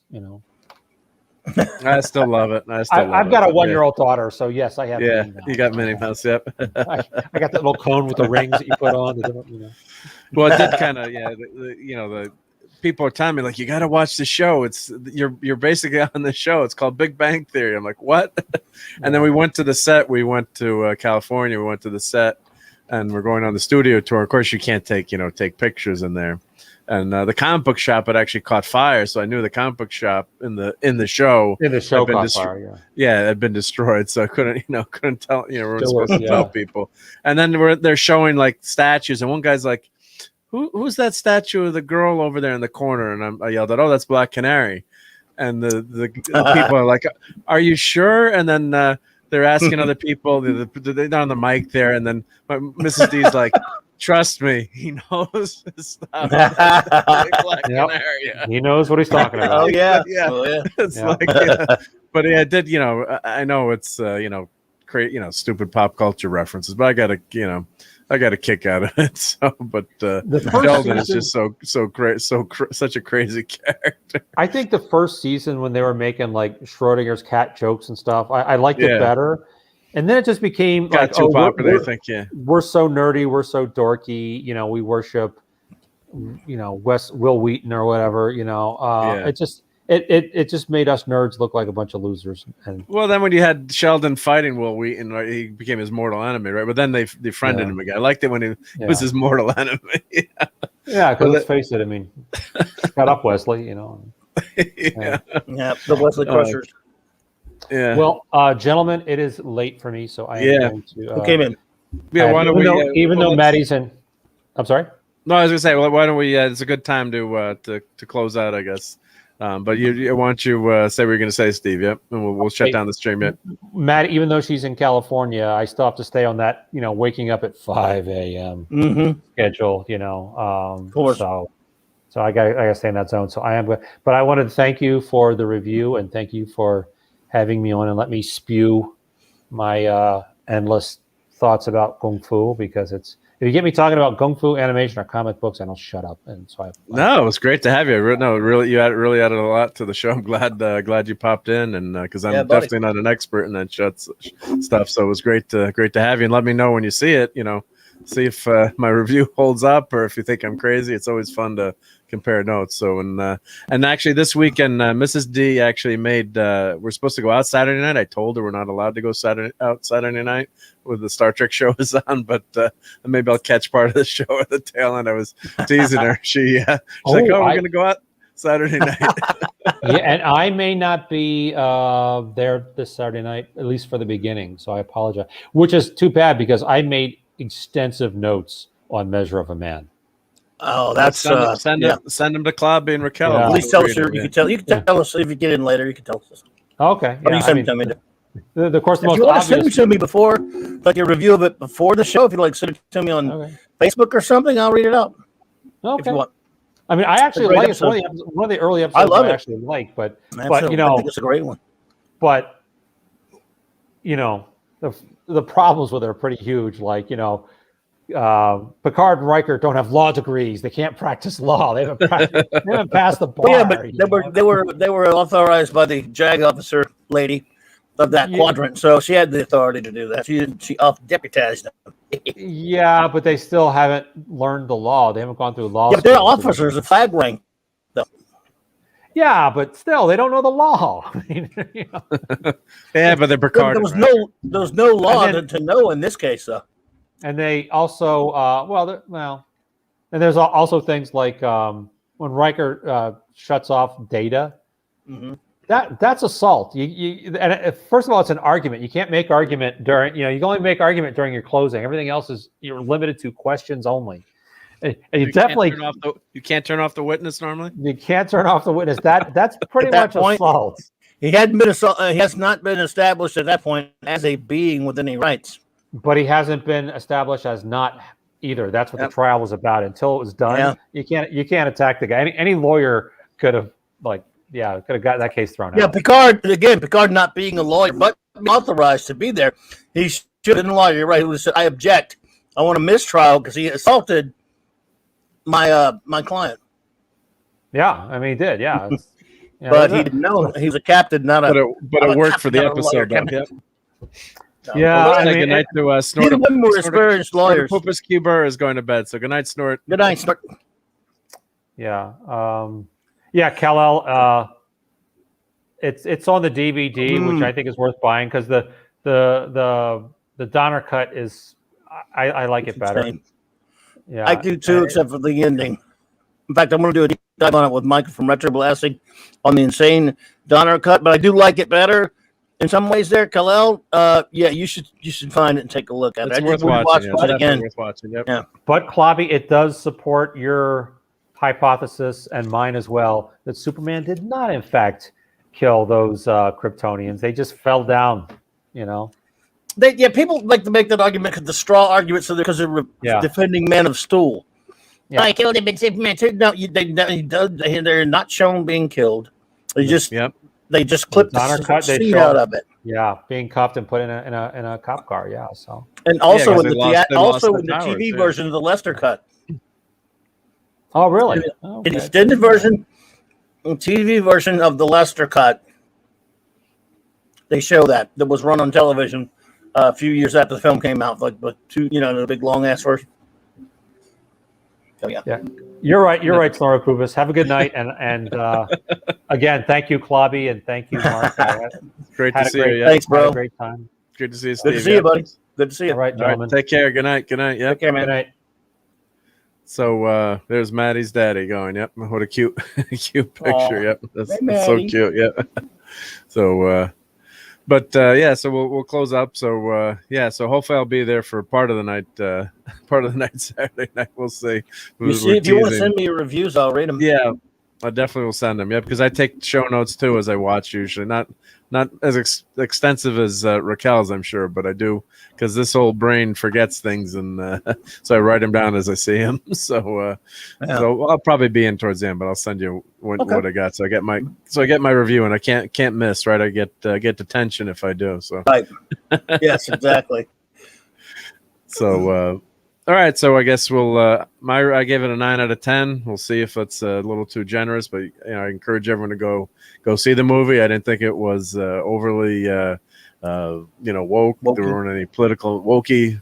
I thought it was fun time, good action, some great comedy. I thought the characters, especially seeing Ben Kingsley as the Mandarin or as Trevor the actor. Was hysterical that when that scene where they walk in and he shows up on screen, and he just he's such a fantastic actor. Like I said, he steals that scene. So yeah, I'd recommend go out, check out the movie. Let me know what you think. And Clobberin Times, I know it's tough for you to get to movie theater, but when you get to see it, let me know what you think. So I appreciate you and Steve being here. It's been a fun night. So anything else you want to? No, just just have Saturday Night Star Trek coming up, and everyone have a great night, man. It was all cool hanging out with you, man. Yep, a great time. So everyone, be good, stay safe. Thinking you guys down New Orleans there. How do I say it as a northerner? I can't say it right. So New Orleans. New Orleans. Yep. New Orleans. Yep. I gotta practice. I practice that. So, but have a great night, everyone, and thanks for being here. And take care. God bless.